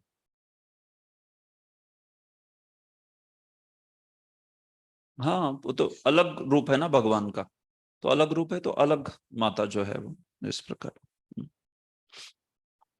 तो क्रीडंती परमानंदम महापौरुषिका इव, हाँ? तो वैकुंठ वासियों की भांति जीवन का आनंद उठा रहे वे जो है भगवान की भुजाओं द्वारा सुरक्षित रहकर। देखिए प्रभुपाद जी ने भी कहा है यहाँ पर, क्षीरोदक्षाई विष्णु गर्भोदक्षाई विष्णु। हाँ, क्षीरोदक्षाई विष्णु का अपना लोक है जो ब्रह्मांड के उत्तरी शीर्ष पर है, हाँ? श्वेत द्वीप, हाँ, उत्तर भाग में ब्रह्मांड के, और वहां क्षीर का एक विशाल समुद्र है जिसमें वे बलदेव के अवतार की अनंत की शैया पर वास करते हैं। इस प्रकार महाराज युधिष्ठिर ने यदुवंश की तुलना क्षीरसागर से की है और बलराम की तुलना अनंत से की है जहां भगवान श्री कृष्ण वास करते हैं। उन्होंने द्वारका के निवासियों की तुलना वैकुंठ लोक के मुक्त निवासियों से की है, महापौरुषिका। ऐसे प्रत्येक वैकुंठ ग्रह इस भौतिक जगत के सबसे बड़े ब्रह्मांड से भी बड़ा है और प्रत्येक में असंख्य निवासी रहते हैं जो बिल्कुल भगवान विष्णु जैसे दिखते हैं। कौन सी मुक्ति हो गई है? सारूप्य। हाँ, जो भी हर कोई वैकुंठ में जो विद्यमान है ना, उसको दो मुक्तियां होती है, सालोक्य और सारूप्य, हर एक को होती है। तो हर पुरुष जो है वो विष्णु की तरह दिखता है वहां पर। सिर्फ विष्णु में मतलब भगवान नारायण में और उनमें क्या अंतर है? दो अंतर है, एक श्रीवत्स, दूसरा कौस्तुभ। और वैसे ही हर स्त्री जो है वो लक्ष्मी जैसी दिखती है, तो इसलिए सारूप्य के रूप में मुक्ति कही जाती है। हाँ? जो स्त्रियां हैं वो हजारों हजारों लक्ष्मियां कह गई है वो, हाँ? लक्ष्मी सहस्त्र शत संभ्रम से व्यमानम, हाँ, ऐसे भी कहा जाता है। तो वो एक विशेष वैकुंठ गोलोक की बात हो रही है वहां पर। ठीक है, मुद्दा क्या है कि मैं ये कहना चाहता हूं कि वहां पे हर एक को सारूप्य और सालोक्य ये दो मुक्तियां होती है। बाकी उसमें से कुछ लोगों को सार्ष्टी भी होगी, उसमें से कुछ लोगों को सालोक्य होगी, सॉरी, क्या होता है और एक सामीप्य, हाँ, उसमें से और एक सामीप्य होगी। कुछ कुछ लोग जो भगवान के सतत साथ में रहते हैं वो सामीप्य मुक्ति हो गई। बाकी भगवान के साथ उसी धाम में रहना वो तो सालोक्य, वो हर एक को प्राप्त है। वैकुंठ के भगवान के जैसा दिखना सारूप्य, वो भी हर एक को प्राप्त है। तो सारूप्य और सालोक्य हर एक को प्राप्त होता है, सामीप्य कुछ लोगों को प्राप्त होता है, सार्ष्टी जो है वो भी कुछ लोगों को ही प्राप्त होता है, हाँ? कुछ पर्टिकुलर। तो जो भी है ये भगवान के संग में ये विशेष मुक्तियां हैं। लेकिन वैष्णव तो है इन मुक्तियों की भी कामना नहीं करता, हाँ? हालांकि ये भगवान के साथ है, हाँ? ऐसे नहीं कि भगवान से विभिन्न, हाँ? सालोक्य सार्ष्टी सामीप्य दीयमानम न गृह्णन्ति विना मत सेवनम जना। वैष्णव जो है ये दे भी दे उनको भगवान मुक्ति तो भी उसको स्वीकार करना नहीं चाहते। लेकिन अगर वैकुंठ में जाएगा तो वो मिलेगी ही मिलेगी, बाय डिफॉल्ट वो मिलने ही वाली है उसको, हाँ? सालोक्य एवं सामीप्य ये दो जो है। तो इस प्रकार सायुज्य नहीं होती वहां पर, हाँ? सायुज्य वालों के लिए दूसरा जगह है, क्या है वो? ब्रह्म ज्योति, हाँ, सायुज्य मतलब ब्रह्म ज्योति में, हाँ। तो ये है, तो ये सारे महापौरुष कहलाते हैं, महापुरुष के सेवक, वो महापौरुषिक। वे उन ग्रहों में सुखी है और उन्हें कोई कष्ट नहीं सताता, हाँ, वैकुंठ। वे सदैव तरुण बने रहते हैं, हमेशा षोडश वयस, सारे वैकुंठवासी जो है 16 साल के होते हैं, हाँ, परमानेंटली 16 ईयर्स ओल्ड, हाँ, एकदम। तो जो यौवन का एकदम सौंदर्य का खान होता है ऐसा वयस, हाँ, खास करके वैकुंठ में तो विशेष। और पूर्ण आनंद तथा ज्ञान का जीवन बिताते हैं जिसमें जन्म मृत्यु जरा या रोग का कोई भय नहीं रहता और उन पर काल का प्रभाव नहीं पड़ता। ठीक है, आगे यत्पाद शुश्रूषण, ओके, यत्पाद शुश्रूषण मुख्य कर्मण सत्यादयो द्वेष्ट सहस्र योषितः निर्जित्य संख्ये त्रिदशांस्तदाशिषो हरन्ति वज्रायुध वल्लभोचिताः। समस्त सेवाओं में सर्वाधिक महत्वपूर्ण भगवान के चरण कमलों की शुश्रूषा करने मात्र से द्वारका स्थित सत्यभामा के अधीक्षण में रानियों ने भगवान को प्रेरित किया कि वे देवताओं को जीत लें। इस प्रकार रानियां उन वस्तुओं का भोग कर रही हैं जो वज्र के नियंत्रक की पत्नियों द्वारा भोग्य है। देखिए भगवान के संग से कैसे यदुकुल और भगवान की रानियां आदि कैसे दिव्य भोगों को भी प्राप्त कर रहे हैं, समस्त समृद्धि को प्राप्त किए हैं, ये युधिष्ठिर जो है गुणगान कर रहे हैं। तो यत्पाद शुश्रूषण मुख्य कर्मणा, भगवान के चरण कमलों की शुश्रूषा ये ही जिनका प्रमुख कार्य है, ऐसी वो रानियां सत्यादयः। कौन है सत्या? सत्यभामा। सत्यभामा को सत्या बोलते हैं, भामा बोलते हैं, सत्यभामा बोलते हैं, अलग अलग नाम है उनके। तो सत्यादयो द्वष्ट्य सहस्त्र योषितः। कितनी नारियां ये? 16,108। द्वष्ट द्वि अष्ट 8 × 2 16। 16,108 ये जो योषित है, ये स्त्रियां है, रानियां है। निर्जित्य संख्ये त्रिदशांस्तदा शिशो हरंती वज्रा युध वल्लभोचिता। तो वो तो इतनी भगवान से प्रेम करती है कि उनके प्रेम के कारण भगवान ने संख्ये त्रिदशा निर्जित्य, भगवान ने देवताओं के साथ युद्ध करके उनको भी पराभूत कर दिया। किसके लिए? सत्यभामा ने जब कहा कि मुझे पारिजात चाहिए करके, वहां पर तो त्रिदश मतलब सारे देवताओं को परास्त कर दिया, संख्ये निर्जित्य। और तदाशिष, और उन जो स्वर्ग के निवासियों के द्वारा भोग्य जो आशीष है, वरदान है, हरंती, उसको लेके उसका भोग करती है भगवान की ये प्रियाएं। वज्रायुध वल्लभोचिता। ऐसे वो जो भोग है कि जो पारिजात आदि या मणि पर्वत आदि, इसके पास टाइम आप जानते हो। ये अदिति जो है उसके कर्ण कुंडल चुराए थे उसने, नरकासुर ने। वो बड़ा बड़ा बड़ा चोर था बड़ा भयंकर। तो उसने वरुण की छतरी, वरुण का छत्र चुरा लिया, अदिति के कर्ण कुंडल चुरा लिए, और एक स्वर्ग में एक मणि पर्वत था, उस पर्वत पे जाके मस्त या आराम आराम करते थे देवता लोग।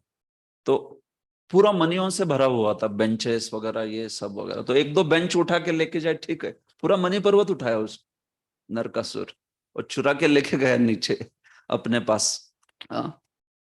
नरकासुर जो है वो प्रागज्योतिषपुर, उसका स्थान जो, तो वहां पे ये 3 चीजें चुरा के लेके आया वो। और वो इतना शक्तिशाली था कि इंद्र को पता था कि अपन जाएंगे तो पिटाई होगी करके।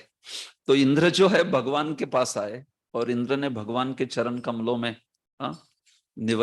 अपना जो उनका वो किरीट है, उस किरीट को भगवान के चरण कमलों पे रखा उसने, और किया कि भगवान बहुत इज्जत का सवाल है, मेरे माता के कर्ण कुंडल लेके गया है।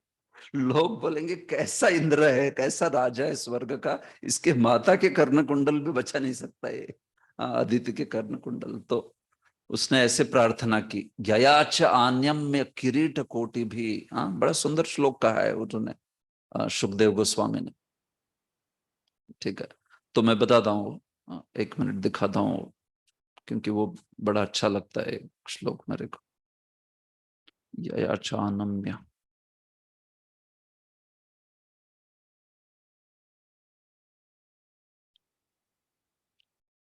ययाच आनम्य किरीट कोटि भी पादौ स्पृशन्नच्युतम अर्थ साधनम सिद्धार्थ ये तेन विगृह्यते महान अहो सुरानां च तमोधिगाढ्यताम्।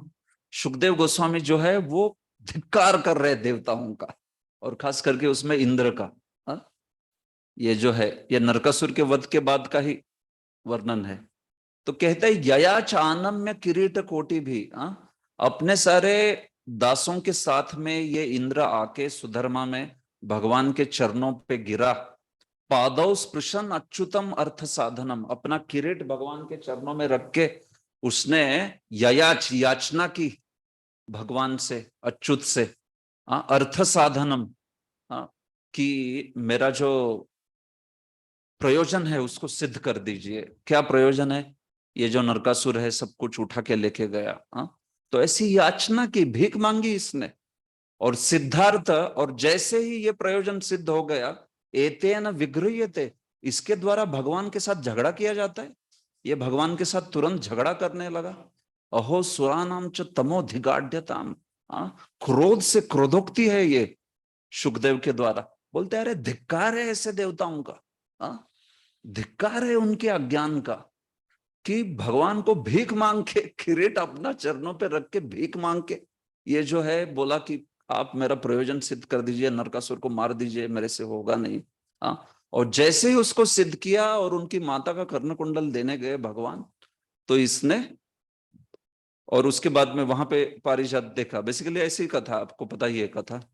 वहां पे जब आदित्य को कर्ण कुंडल दे दिए, वरुण की छतरी भी दे दी, मणि पर्वत वहां पे रख दिया, और फिर जाते हुए वहां पे ये जो हमारी सत्यभामा है, भगवान की पत्नी सत्यभामा है, इन्होंने वहां पे इंद्राणी उनको वहां पे स्वागत किया। इंद्राणी ने, जब तक भगवान इंद्र को और अदिति को कर्ण कुंडल दे रहे थे, तब इंद्राणी के साथ थी सत्यभामा। और वहां पे ही तब भी ये पारिजात के सुंदर फूल लेके एक सेविका आई इंद्राणी की, तो इंद्राणी ने वो पारिजात के फूल लिए और अपने केशों में उसको बहुत अच्छे से सजाया। तो जैसे ही वो देखा तो तुरंत मांगा उसने, सत्यभामा ने बोली मुझे दे सकते हैं? एकदम इंद्राणी ऐसे बोली, ये तुम्हारे लिए नहीं है, ये देवताओं के लिए होता है। ये तुम क्या पृथ्वी लोग मांग रहे हो ये सब चीज ऐसे करके? तो फिर सत्यभामा ने बोला अच्छा देवताओं के लिए, अभी बताती हूँ हमारे पतिदेव को पतिदेव को बताती हूँ। जीव गोस्वामी ने बताया इसको सबको, गोपाल चंपू में है ये, ऐसे विस्तार से बताते हैं लीलाहार ऐसे। तो फिर जाके जब ये सब कुछ हुआ और भगवान मस्त हंस के सबका अलविदा करके निकल रहे थे, तब उन्होंने कहा कि हमें इंद्राणी ने बोला कि ये सब पारिजात वगैरह तुम्हारे जैसे लोगों की औकात नहीं है। तो कृष्ण बोले अच्छा ऐसा, कितने पारिजात चाहिए? बोली पूरा पेड़ चाहिए। ठीक है, पूरा पेड़ लेके जाते। भगवान ने उसको उखाड़ लिया, पूरा पेड़ ही, पूरा पेड़ का पेड़ उखाड़ लिया। तो जैसे ही ये न्यूज पता चली कि पेड़ उखाड़ के भगवान और सत्यभामा लेके जा रहे पारिजात का, वही ये सिद्धार्थ, मतलब जिसका अर्थ सिद्ध हो गया है, जिसको कर्णकुंडल वापस मिले वगैरह वगैरह, वो बोला युद्ध करो, ये क्या है, ऐसे नहीं लेके जा सकते बगैर पूछे वगैरह। तुरंत भगवान के साथ, अपने सारे देवताओं के साथ युद्ध करने के लिए आ गया। अब भी कर्ण कुंडल मिला है वगैरह।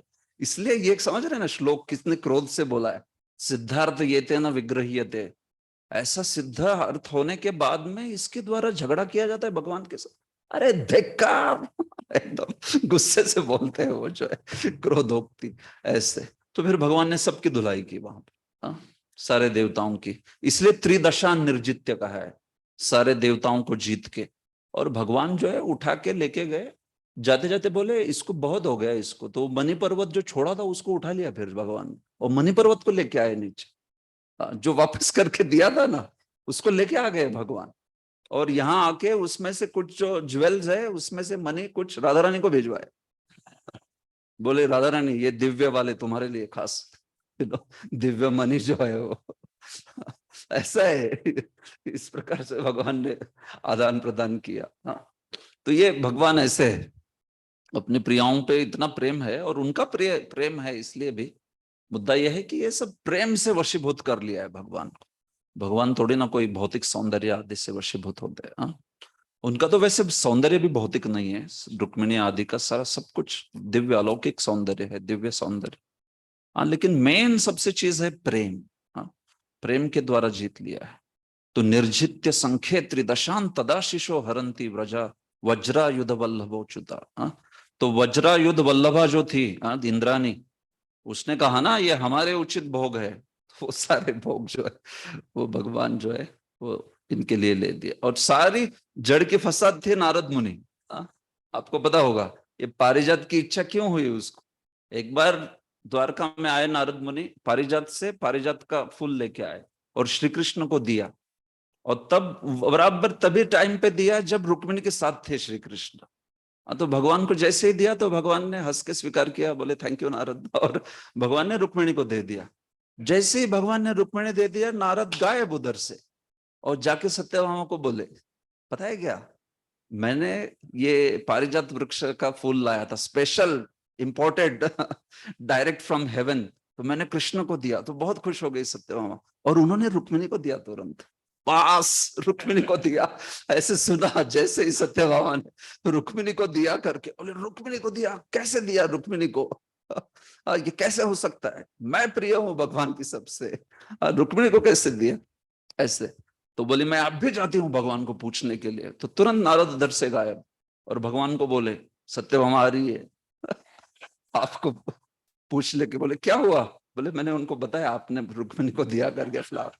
ये बोले, भगवान बोले ये नारद नहीं सुधरने वाला ये सब जगह पे कला प्रिय ऐसे। तो ठीक है। फिर आके भगवान ने जब सत्यभामा आई तो भगवान ने पहले से डिसाइड कर लिया था। भगवान ने बोला ठीक है तुमको पूरा पेड़ दूंगा तुमको, ठीक है जाएंगे हम लोग तो तब। तो ऐसे तो सत्यभामा मानी नहीं है ना। सत्यभामा जो है वो राधा रानी का भाव करती है प्रकट, और रुक्मिणी जो है वो चंद्रावली का भाव प्रकट करती है। हाँ, चंद्रावली बड़ी ही नम्र है, चंद्रावली एकदम चुपचाप, जैसे आप कहे भगवान ऐसे। तो चंद्रावली और रुक्मिणी के भाव समान है, और राधा रानी और सत्यभामा के एकदम मानिनी है, भगवान को ऐसे ही चाहिए, ऐसे ही। हाँ एकदम, तो वैसा स्वभाव है उसका, सत्यभामा का भी। तो ऐसे ये भगवान जो है अपने प्रियाओं के साथ में सुंदर सुंदर लीलाएं करते हैं। हरंती वज्रा युद्ध वल्लभो च्युता, हाँ इसको याद कर रहे हैं युधिष्ठिर महाराज जो है वो।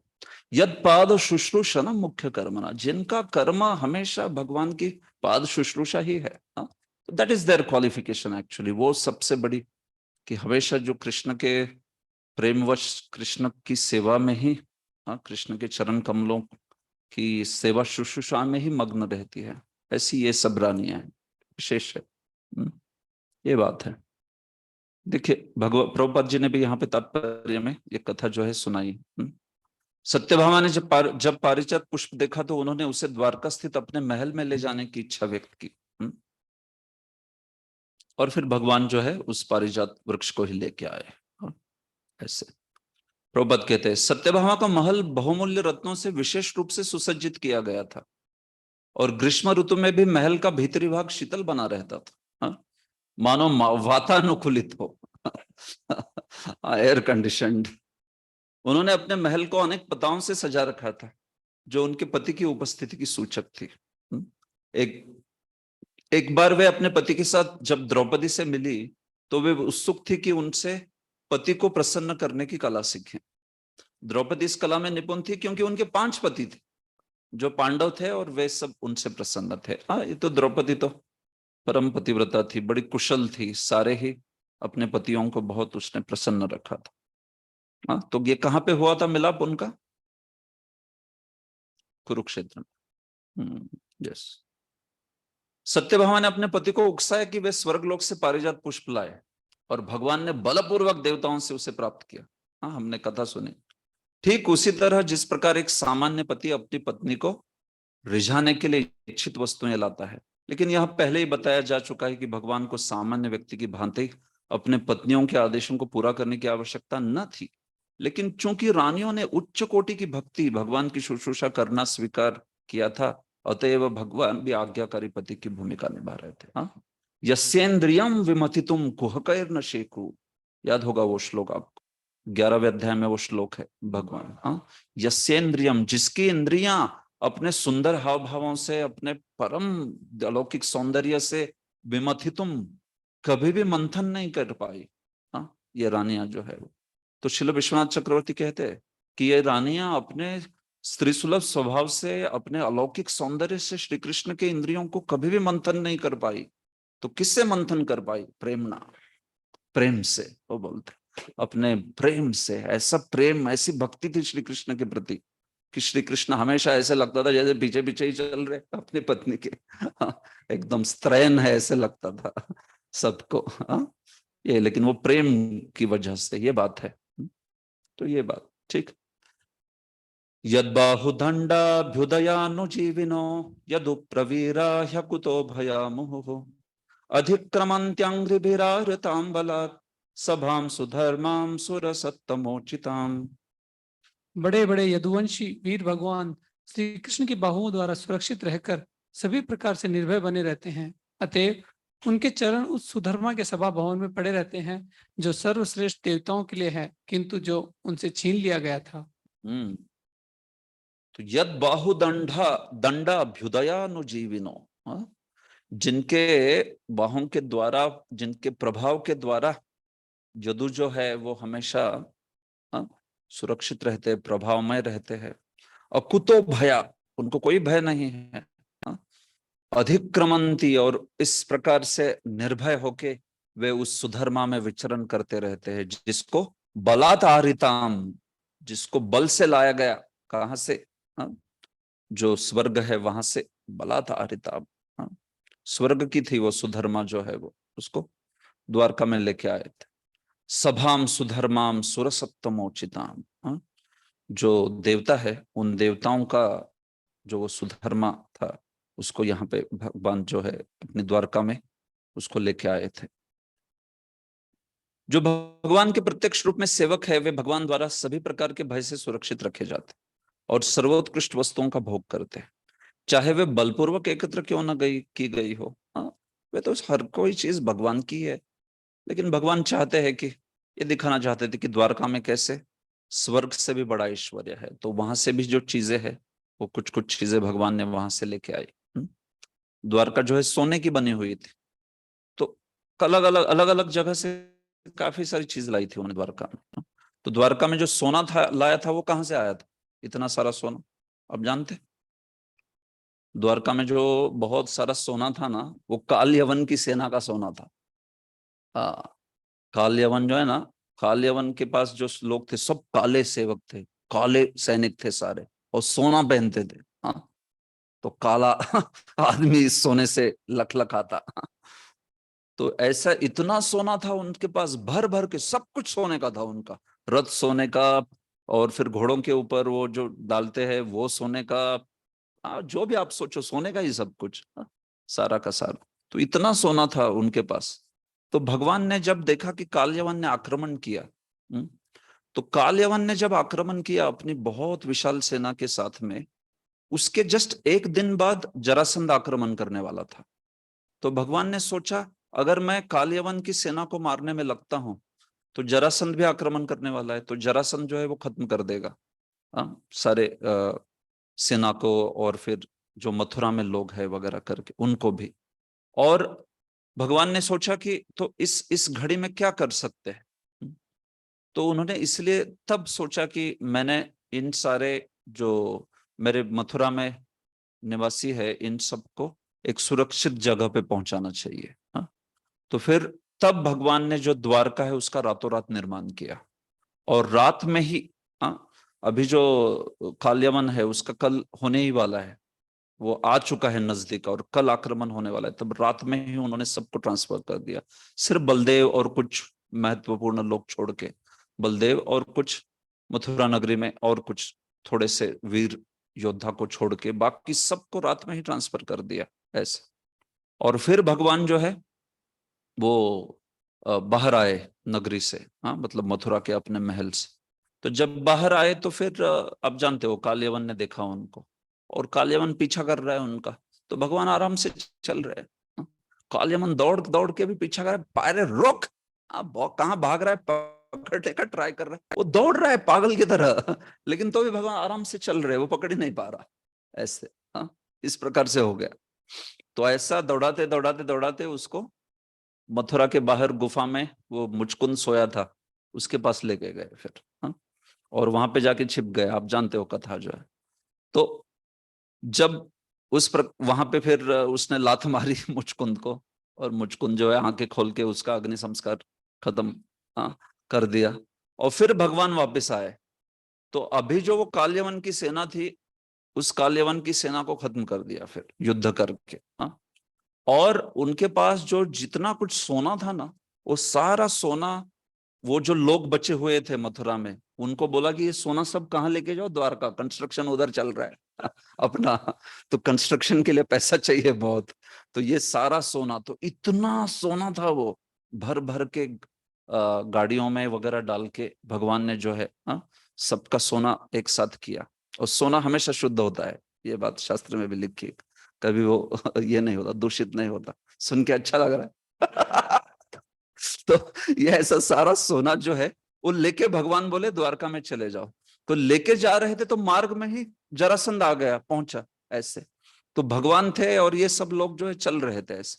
तो जरासंध देखिए, वही जरासंध 17 बार जो है उसको पिटाया भगवान ने। हाँ, जरासंध को भगवान ने इतना मारा था। पहली बार जरासंध आया, दूसरी बार आया तो मथुरावासी डरते थे कि जरासंध आया करके। तीसरी बार से वो जोक बन गया, तीसरी बार आक्रमण करने लगा तो जोक होने लगे उस पे कि ये आ गया फिर से ये करके, हाँ फिर से मार खाने के लिए। हर बार 23 अक्षोहिणी सेना के लिए आता है। तो तीसरे चौथे इसमें जीव गोस्वामी बोलते हैं कि जो मथुरा थे उसके चौक में कौन बनेगा करोड़पति चलता था वहां पे प्रश्नोत्तर चलते थे ऐसे, और जिसमें विनोद पूर्वक बातें होती थी। अरे वो कौन है जो वीर जो 3 बार 23 अक्षोहिणी पीटने के बाद भी मार खाने के लिए फिर से आता है, और बच्चे लोग हाथ खड़ा करके बोलते थे जरासंध। ऐसा विनोद, हास्य विनोद चलता था मथुरा में तीसरे चौथे के बाद, क्योंकि हर बार मार खा रहे हो इतना ऐसा। तो ऐसा आप सोचिए, ये सब जीव गोस्वामी ने बताया। तो ये ऐसा सब होने के बाद 17 बार जिसको ऐसा पीटा गया हो, वो 18वीं बार भगवान को आगे देख रहा है और सोचा है कि अभी 18वीं बार अभी तो परास्त करूंगा इनको। और जैसे ही उसने भगवान को देखा तो सोचा कि अभी 18वीं बार क्या होगा, फिर से परास्त होऊंगा। 17 डिफीट मतलब अनुभव जबरदस्त है। तो फिर 18वीं बार उसने देखा जैसे ही, तो भगवान और बलराम भागने लगे दूर उसको देख। भगवान भाग रहे, उसकी खुशी का ठिकाना नहीं रहा कि क्या हो रहा है करके। आप सोचो 17 बार हार चुका है वो, आखिर में ऐसे।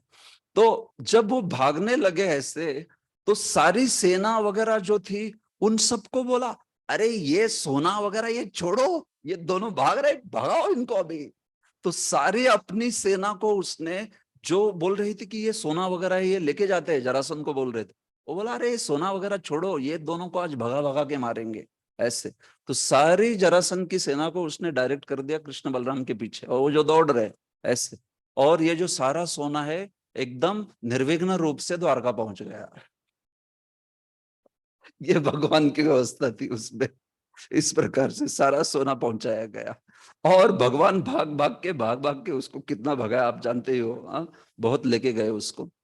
और फिर अंत में भगवान ने ऐसे ही सोचा था कि ये जो है 18वीं बार भी इसको पीटूंगा मैं, लेकिन इसको रुक्मिणी के सामने पीटूंगा।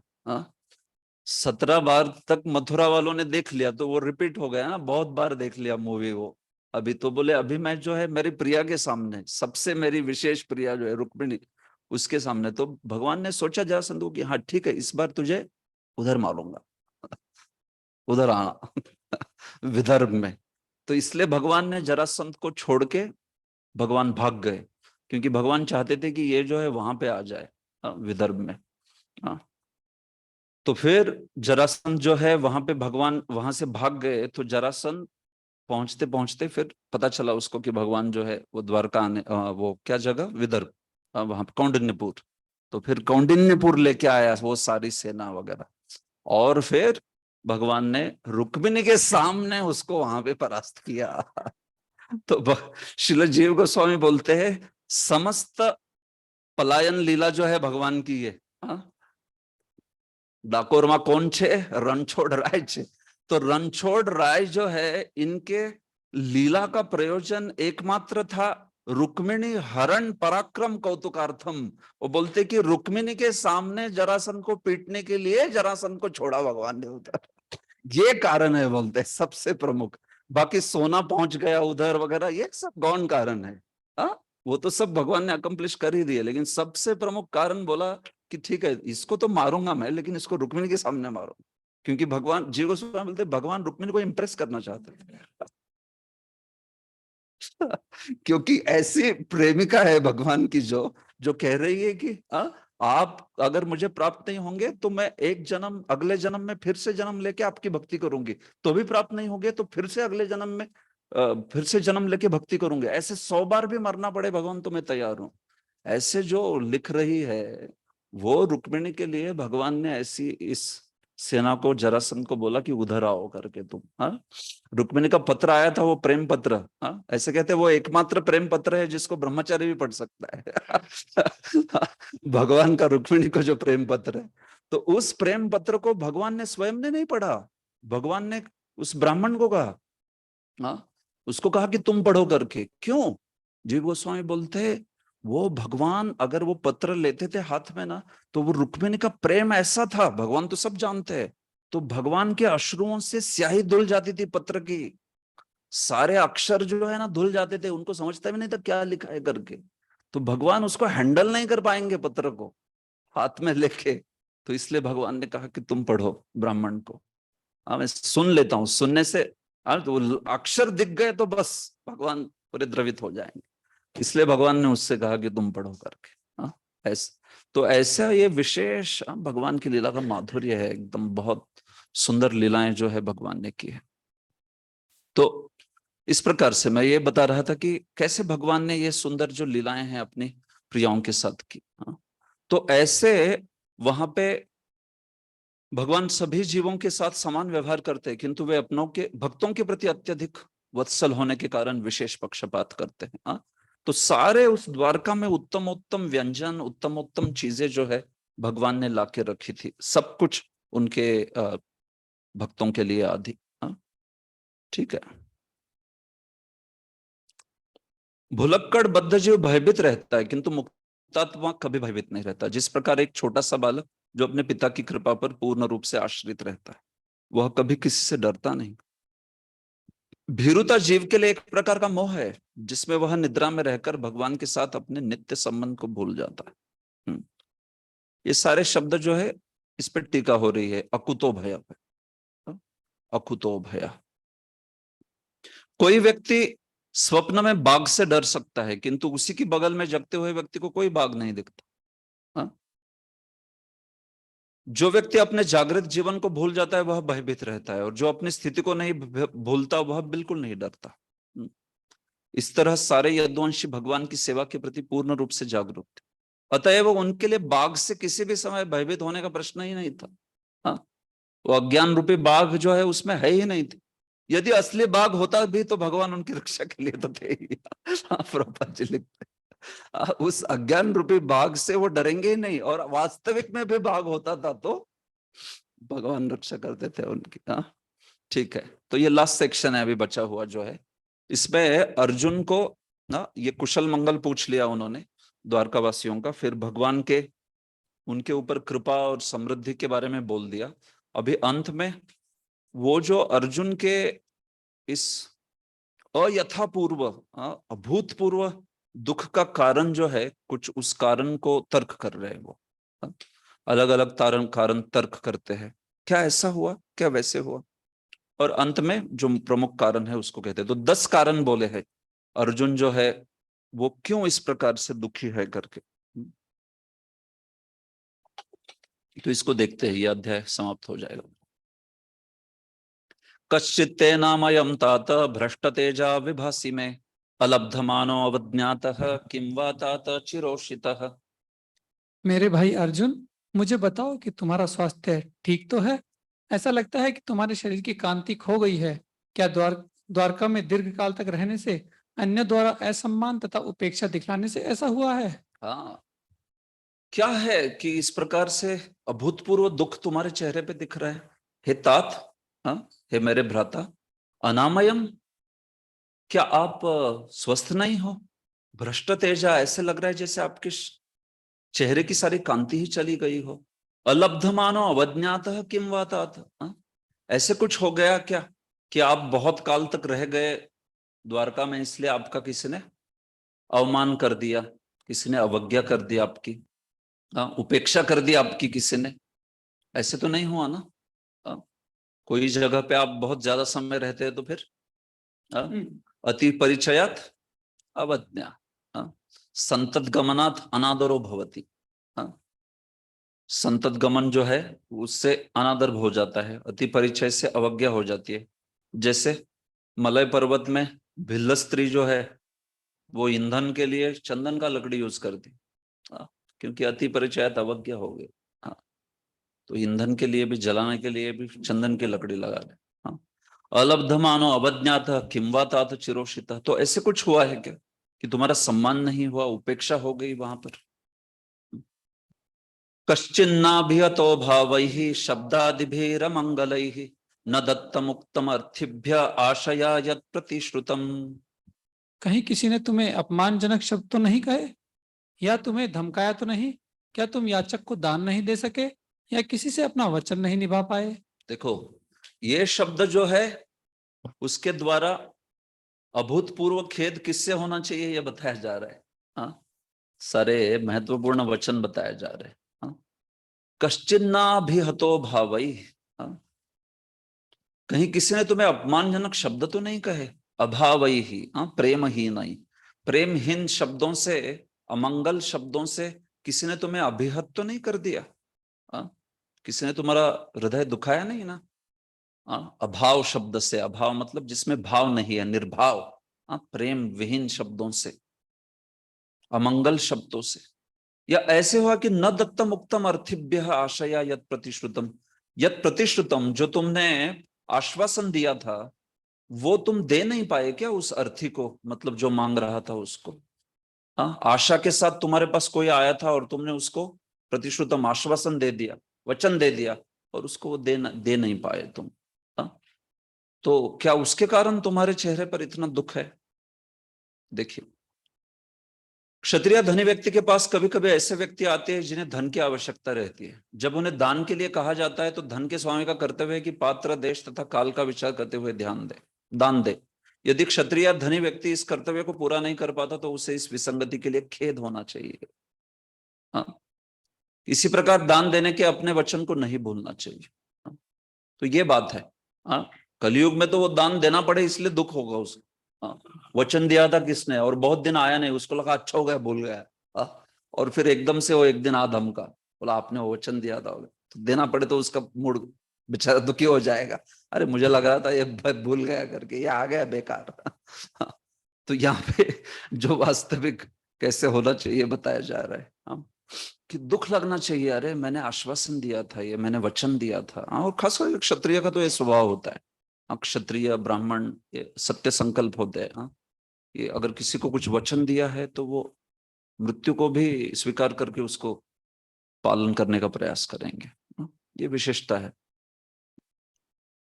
आगे, कच्चित्वं ब्राह्मणं बालं गां वृद्धं रोगिणं स्त्रियं शरणोपसृतं सत्वं नात्याक्षी शरण प्रदः। तुम तो सदा के सुपात्र जीवों के यथा ब्राह्मणों तुम तो सदा से सुपात्र जीवों के यथा ब्राह्मणों, बालकों, गायों, स्त्रियों तथा रोगियों के रक्षक रहे हो। क्या तुम उनके शरण मांगे जाने पर उन्हें शरण नहीं दे सके? हाँ, ऐसे हो गया क्या कि शरणोपसृतम। हाँ, तो कोई आपकी शरण में शरण में आया था, शरण स्वीकार किया था, और ऐसे कोई सत्व को, ऐसे कोई जीव को नात्याक्षी शरण प्रदा, आप जो है शरण नहीं दे पाए। कैसे लोग, ब्राह्मण हो या कोई बाल हो, कोई गाय हो, वृद्ध हो, कोई रोगी हो या कोई स्त्री हो, हाँ, इनका तो रक्षण करना चाहिए, है कि नहीं? ब्राह्मणों, बालकों, गायों, स्त्रियों तथा रोगियों का रक्षक किया, इनकी रक्षा की जाती है हमेशा ही। तो क्या ऐसे हुआ कि इनमें से कोई आपसे रक्षा चाहता था और आप उनको रक्षा नहीं दे पाए, इसलिए आप इस प्रकार से क्षीण कांति हो गए, इसलिए आप इतने दुख से पीड़ित लग रहे हो? तो इसमें से हर कोई जो है कैसे, खास करके प्रभुपाद जी ब्राह्मण के बारे में बोलते हैं, ब्राह्मण जन समाज के कल्याणकारी के लिए भौतिक तथा आध्यात्मिक दोनों ही दृष्टि से ज्ञान की खोज में सदैव लगे रहते, अतः वे सभी प्रकार से राजा के संरक्षण के प्राप्त है। इसी प्रकार बालक, गाय, रोगी व्यक्ति, स्त्रियां, वृद्ध, इन सब का भी करना चाहिए। 5 ये जो बड़े महत्वपूर्ण है घटक, उनका रक्षण हमेशा होना चाहिए, है कि नहीं? यदि ऐसे जीवों को क्षत्रिय या राजा या राजसत्ता की ओर से संरक्षण नहीं मिलता तो यह क्षत्रिय या राज्य के लिए लज्जास्पद है। हाँ? इन घटकों का अगर रक्षण नहीं हो रहा है तो बड़ा वो लज्जास्पद हो जाता है क्षत्रिय के लिए, ये बात है। हाँ, आपको याद होगा वो अर्जुन जो है बालक को रक्षा नहीं कर पा रहा था वो ब्राह्मण के। हाँ, उसका बच्चा जो है वो जन्म लेते ही मर जाता था।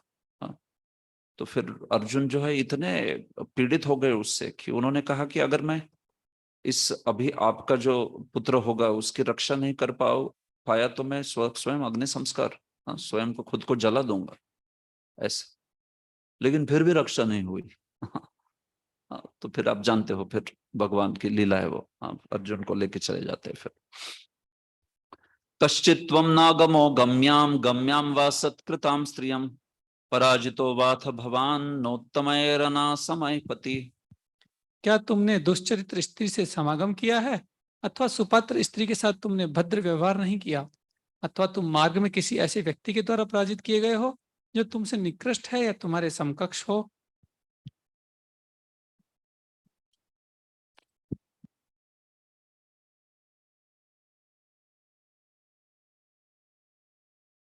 देखिए टीका के सारे मुद्दे मैं बोल ही रहा हूँ, ज्यादा कुछ टीका नहीं है इसमें, बस मैं उसको दिखा नहीं रहा आपको। हाँ, लेकिन नहीं तो ज्यादातर चीजें बता रहा हूँ, ज्यादा कुछ टीका नहीं है इस सेक्शन पे, बड़े ही सिंपल एक दो लाइन की टीकाएं हैं बस।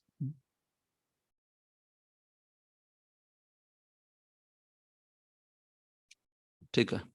कच्चित्वम नागमः अगम्याम। हाँ, कहीं ऐसे तो नहीं हुआ कि अगमः तुमने समागम कर दिया किससे, अगम्याम कोई अगम्या स्त्री से। हाँ, या गम्याम व असत्कृताम स्त्रियम, या कोई बहुत उचित स्त्री थी और उस स्त्री का तुमसे अवमान हो गया, अनुचित व्यवहार हो गया। हाँ? अगम्या स्त्री जिसके पास जाना नहीं चाहिए, स्त्री जिससे समागम नहीं करना चाहिए, ऐसी स्त्री क्या है उसका। देखिए स्मृति शास्त्र क्या कहते हैं, यस्याह पानिर्न दत्तो वै पित्राद्यश्च यथा विधि सा च अगम्या भवेत नारी ताम गत्वा नारकी भवेत। हाँ? यस्याह पानी जिसका पानी जो है, जिसका हाथ जो है उसके पिता आदि ने यथा विधि दिया नहीं है किसी को, हाँ? पानी ग्रहण नहीं किया है उसका, उस पुरुष ने, उसको अगम्या स्त्री के बोलते हैं। मतलब स्वयं की पत्नी छोड़ के अन्य कोई भी स्त्री अगम्या ही है उस प्रकार से। जिसको अगर वो पत्नी के रूप में स्वीकार करता है तभी वो गम्या स्त्री हो गई, नहीं तो फिर साच अगम्या भवेत नारी, उसको अगम्या नारी ही कहते हैं। हाँ, परद्रव्येषु क्या है वो, परदारेषु मातृवत परद्रव्येषु लोष्ठवत, हाँ, आत्मोत्सरो भूतेषु यह पश्यति स पंडिता। तो उसको अगम्या नारी कहे, ताम गत्वा नार की भवेत, अगर कोई ऐसी नारी से संयोग करता है तो वो नर की गति प्राप्त करेगा, इति स्मृते, ऐसा स्मृति शास्त्र में लिखा है। तो क्या कुछ ऐसी गलती हो गई तुमसे, किसी दुष्चरित्र स्त्री से तुमने समागम किया, या कोई भद्र स्त्री को तुमने अवमान किया, अव्यवहार किया उससे, या ऐसे कुछ हुआ है कि पराजितो वात भवान नोत्तमय। हाँ, कोई एकदम ही ऐसे व्यक्ति से तुम पराजित हो गए जो तुमसे बहुत निकृष्ट है, हाँ, या तुम्हारे समकक्ष है, वरिष्ठ नहीं है, असमयी, हाँ, तुम्हारे समान व्यक्ति, या फिर तुमसे उत्तम नहीं है जो, या तुमसे बहुत नीचे है, ऐसे व्यक्ति ने तुम्हें पराजित कर दिया क्या। हाँ, एक्चुअली वास्तविक हुआ था वो, हाँ, है कि नहीं। सारे जो गोप थे कुछ, उद्दंड गोप, उन गोपों ने अर्जुन को पराजित कर दिया, वही गांडीवधारी, अगले अगले अध्याय में कहेंगे वे वो, हाँ? भगवान की सब रानियों को लेके, 8 प्रमुख रानियां छोड़ के 16,100 को वे लेके मथुरा में ला रहे थे, और बीच में कुछ उद्दंड गोप आए, उन्होंने अर्जुन को परास्त कर दिया। गोपों ने, लाठी वाले गोपों ने गांडीवधारी अर्जुन को पराजित कर दिया, और वो सब रानियों को उठा के लेके गए, सबकी सब रानियां। हाँ, तो ऐसा होता है बाद में। तो कैसे हो सकता है ये, तो जीव गोस्वामी बताते हैं वो गोप मतलब श्री कृष्ण ही बन के आए थे, श्री कृष्ण ही वो गोप बन के आए थे, और वो ही अपनी रानियों को उठा के लेके गए, क्योंकि ये रानियां जो है अगले जीवन में व्रज में आती है, गोपियां बनती है वो 16,100 जो है। तो ठीक है, तो प्रभुपाद जी कुछ चीजें कहते हैं कि पांडवों के काल में भी पुरुष तथा स्त्री जो है ये समागम उनका, तो उसके कुछ नियम होते थे। हाँ, उस नियम के अनुसार ही, प्रतिलोम नहीं चलता था। हाँ, अनुलोम होना चाहिए। हाँ, ब्राह्मण जो है क्षत्राणी से विवाह कर सकता है, उसके गर्भ में उत्पन्न कर सकता है पुत्र जो है, पुत्र पुत्री। हाँ, प्रतिलोम नहीं होना चाहिए कि क्षत्रिय पति और फिर ब्राह्मणी। हाँ, ऐसा नहीं होना चाहिए। इसलिए ययाति भी तैयार नहीं थे हाँ, शुक्राचार्य की पुत्री के साथ विवाह करने, लेकिन वो परिस्थिति कुछ ऐसी थी कि उनको देवयानी से विवाह करना पड़ा। हाँ, लेकिन वैसा है कि जो प्रतिलोम है वो बिल्कुल उसको प्रोत्साहन नहीं दिया गया, अनुलोम होना चाहिए। हाँ, तो ये बात बता रहे प्रभुपाद जी यहाँ पर। तो ऐसे कुछ हो गया क्या कि कुछ प्रतिलोम उस प्रकार का संबंध जो है वो हो गया, ये बात पूछ रहे। पुरुष तथा स्त्री का समागम स्वाभाविक है, लेकिन इससे भी विधान पूर्वक होना चाहिए, जिससे सामाजिक प्रतिष्ठा न बिगड़े या वर्ण संकर की वृद्धि होने से विश्व में अशांति न फैले। हाँ, तो ये तो स्वाभाविक है, ठीक है, विवाह संस्कार है, लेकिन उसमें नियम के अनुसार विधिवत जो है वो होना चाहिए। क्षत्रिय के लिए यह निंदनीय है कि वह अपने से निम्न या समकक्ष बल वाले से पराजित हो। यदि कोई हारे तो उसे किसी श्रेष्ठ शक्ति से हारना चाहिए। अर्जुन भीष्मदेव से पराजित हुए थे और कृष्ण ने उन्हें विपत्ति से बचाया था। उस दिन जब भगवान की प्रतिज्ञा तोड़नी पड़ी थी, तो उस दिन अर्जुन तो भीष्मदेव से पराजित हो गए थे।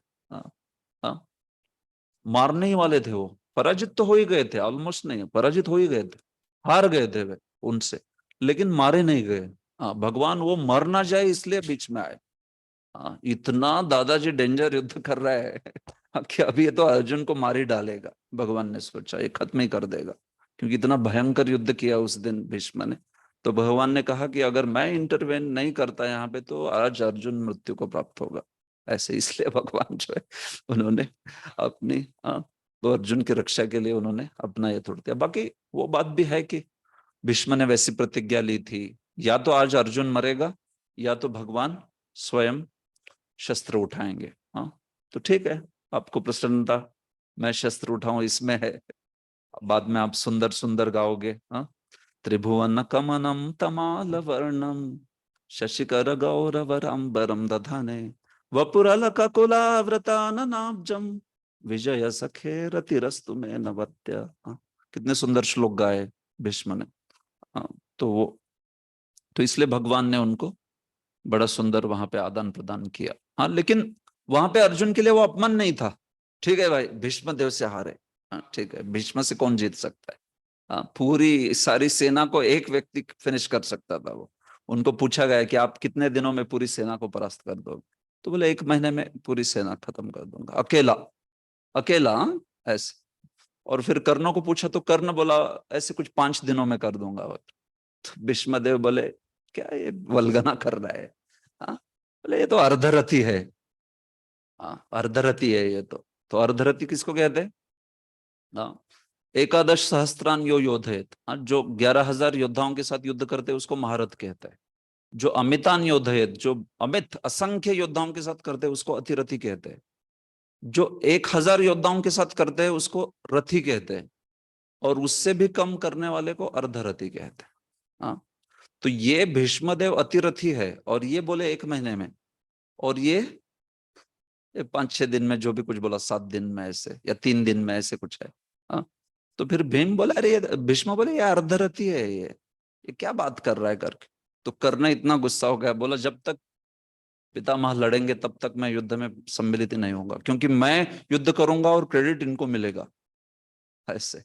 तो अरे दुर्योधन बोला क्या है तुम लोग, अरे दोनों एक साथ लड़ो फिर जल्दी हो जाएगा, हम लोग जीत जाएंगे, तो क्या ये ईगो लेके बैठे। नहीं, कर्ण बोला नहीं, जब तक भीष्म गिरेंगे नहीं, या जो भी, अगर वो जीत लेते हैं पूरा पूरा तो जाने दो उनको क्रेडिट, लेकिन मेरा क्रेडिट उनको नहीं दूंगा ऐसे।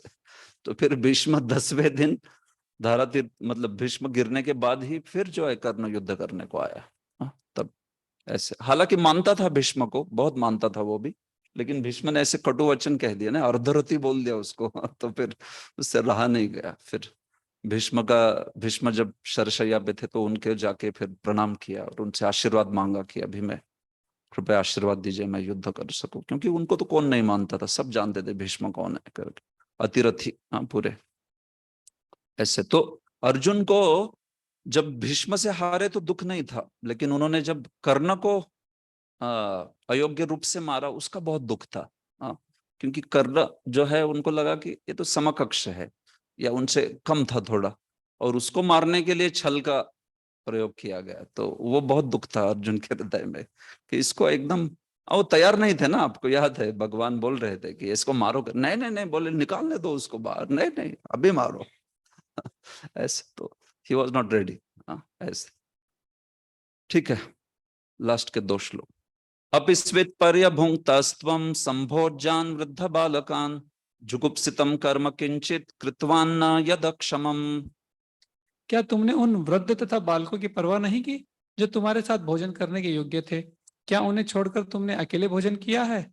क्या तुमने कोई अक्षम्य गलती की है जो निंदनीय मानी जाती है? हाँ, तो ऐसे तो कोई चीज नहीं हुई ना कि अपिस्वित पर्यभुङ्क्तस्त्वं, कि जब तुम्हारे साथ भोजन करते हुए कुछ वृद्ध और बालक थे और उन्होंने तुमसे चाहा कि आप उनको भी भोजन कराएं, और तुम अपना भोजन लेके बैठ गए, बस वृद्धों और बालकों की परवाह नहीं की। हाँ, दुख के क्या कारण है? हाँ, एक एक क्या स्टैंडर्ड है दुख का कि साथ में कुछ वृद्ध बालक थे उनको खिलाया नहीं और खुद के लिए खाया, इसलिए तुम्हारा चेहरा ऐसा हो गया क्या क्षीण कांति का? कोई सोचेगा आजकल ऐसा भी होता है क्या कुछ? हाँ, इससे दुख होता है क्या? एकदम। हाँ, लेकिन ये वैदिक काल है, देखिए इसमें। हाँ, क्या उन्हें छोड़कर तुम अकेले ने भोजन किया? हाँ? या फिर ऐसे कोई हुआ कि जुगुप्सित कर्म कर दिया कुछ उस तुमने, जिसकी कोई गलती नहीं, जिसकी कोई क्षमा नहीं है, अक्षमम। हाँ, देखिए प्रभुपाद जी बहुत बड़ी चीज लिखे। गृहस्थ का धर्म है कि वह पहले बालकों, परिवार के बूढ़ों, ब्राह्मणों तथा अशक्तों को भोजन करा दे।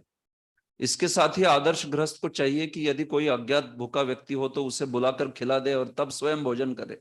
हाँ, उसको घर के बाहर जाके बोलना पड़ता है कोई भूखा है। हाँ, है क्या कोई ऐसा क्षुधा पीड़ित? हाँ, उसे ऐसे भूखे व्यक्ति को मार्ग में जाकर हाँ, अपनी जगह पे नहीं। हाँ, ऐसे कोई भूखा है, कोई कोई भूखा है क्या? ऐसे नहीं। हाँ, किसी ने सुना ही नहीं कोई भूखा है क्या? बाहर जाके कोई भूखा है यहाँ पर, मेरे घर में भोजन है, कोई भूखा है? आइए। ऐसा ऐसा 3 बार बोलना है। ऐसे तो गृहस्थ के लिए निर्धारित इस कर्तव्य की अवहेलना, विशेषकर बूढ़ों तथा बच्चों की अवहेलना अक्षम्य है। हाँ, तो इसलिए हम लोग कह रहे थे उस दिन कि कलयुग का ब्रह्मचारी गृहस्थ जो है सब स्टैंडर्ड के नीचे है। हाँ, आदर्श ना गृहस्थ मिले, ना आदर्श ब्रह्मचारी मिले, और मतलब हर चीज में इतना स्टैंडर्ड जो है वो नीचे है, क्योंकि ये कितने हाई क्लास स्टैंडर्ड है, देखिए इस प्रकार से। ठीक, आगे लास्ट। कश्चित प्रेष्ठता में नाथ हृदय नात्म बंधुना शून्योस्मि रहितो नित्यम मन्यसे ते अन्यथा न रुक।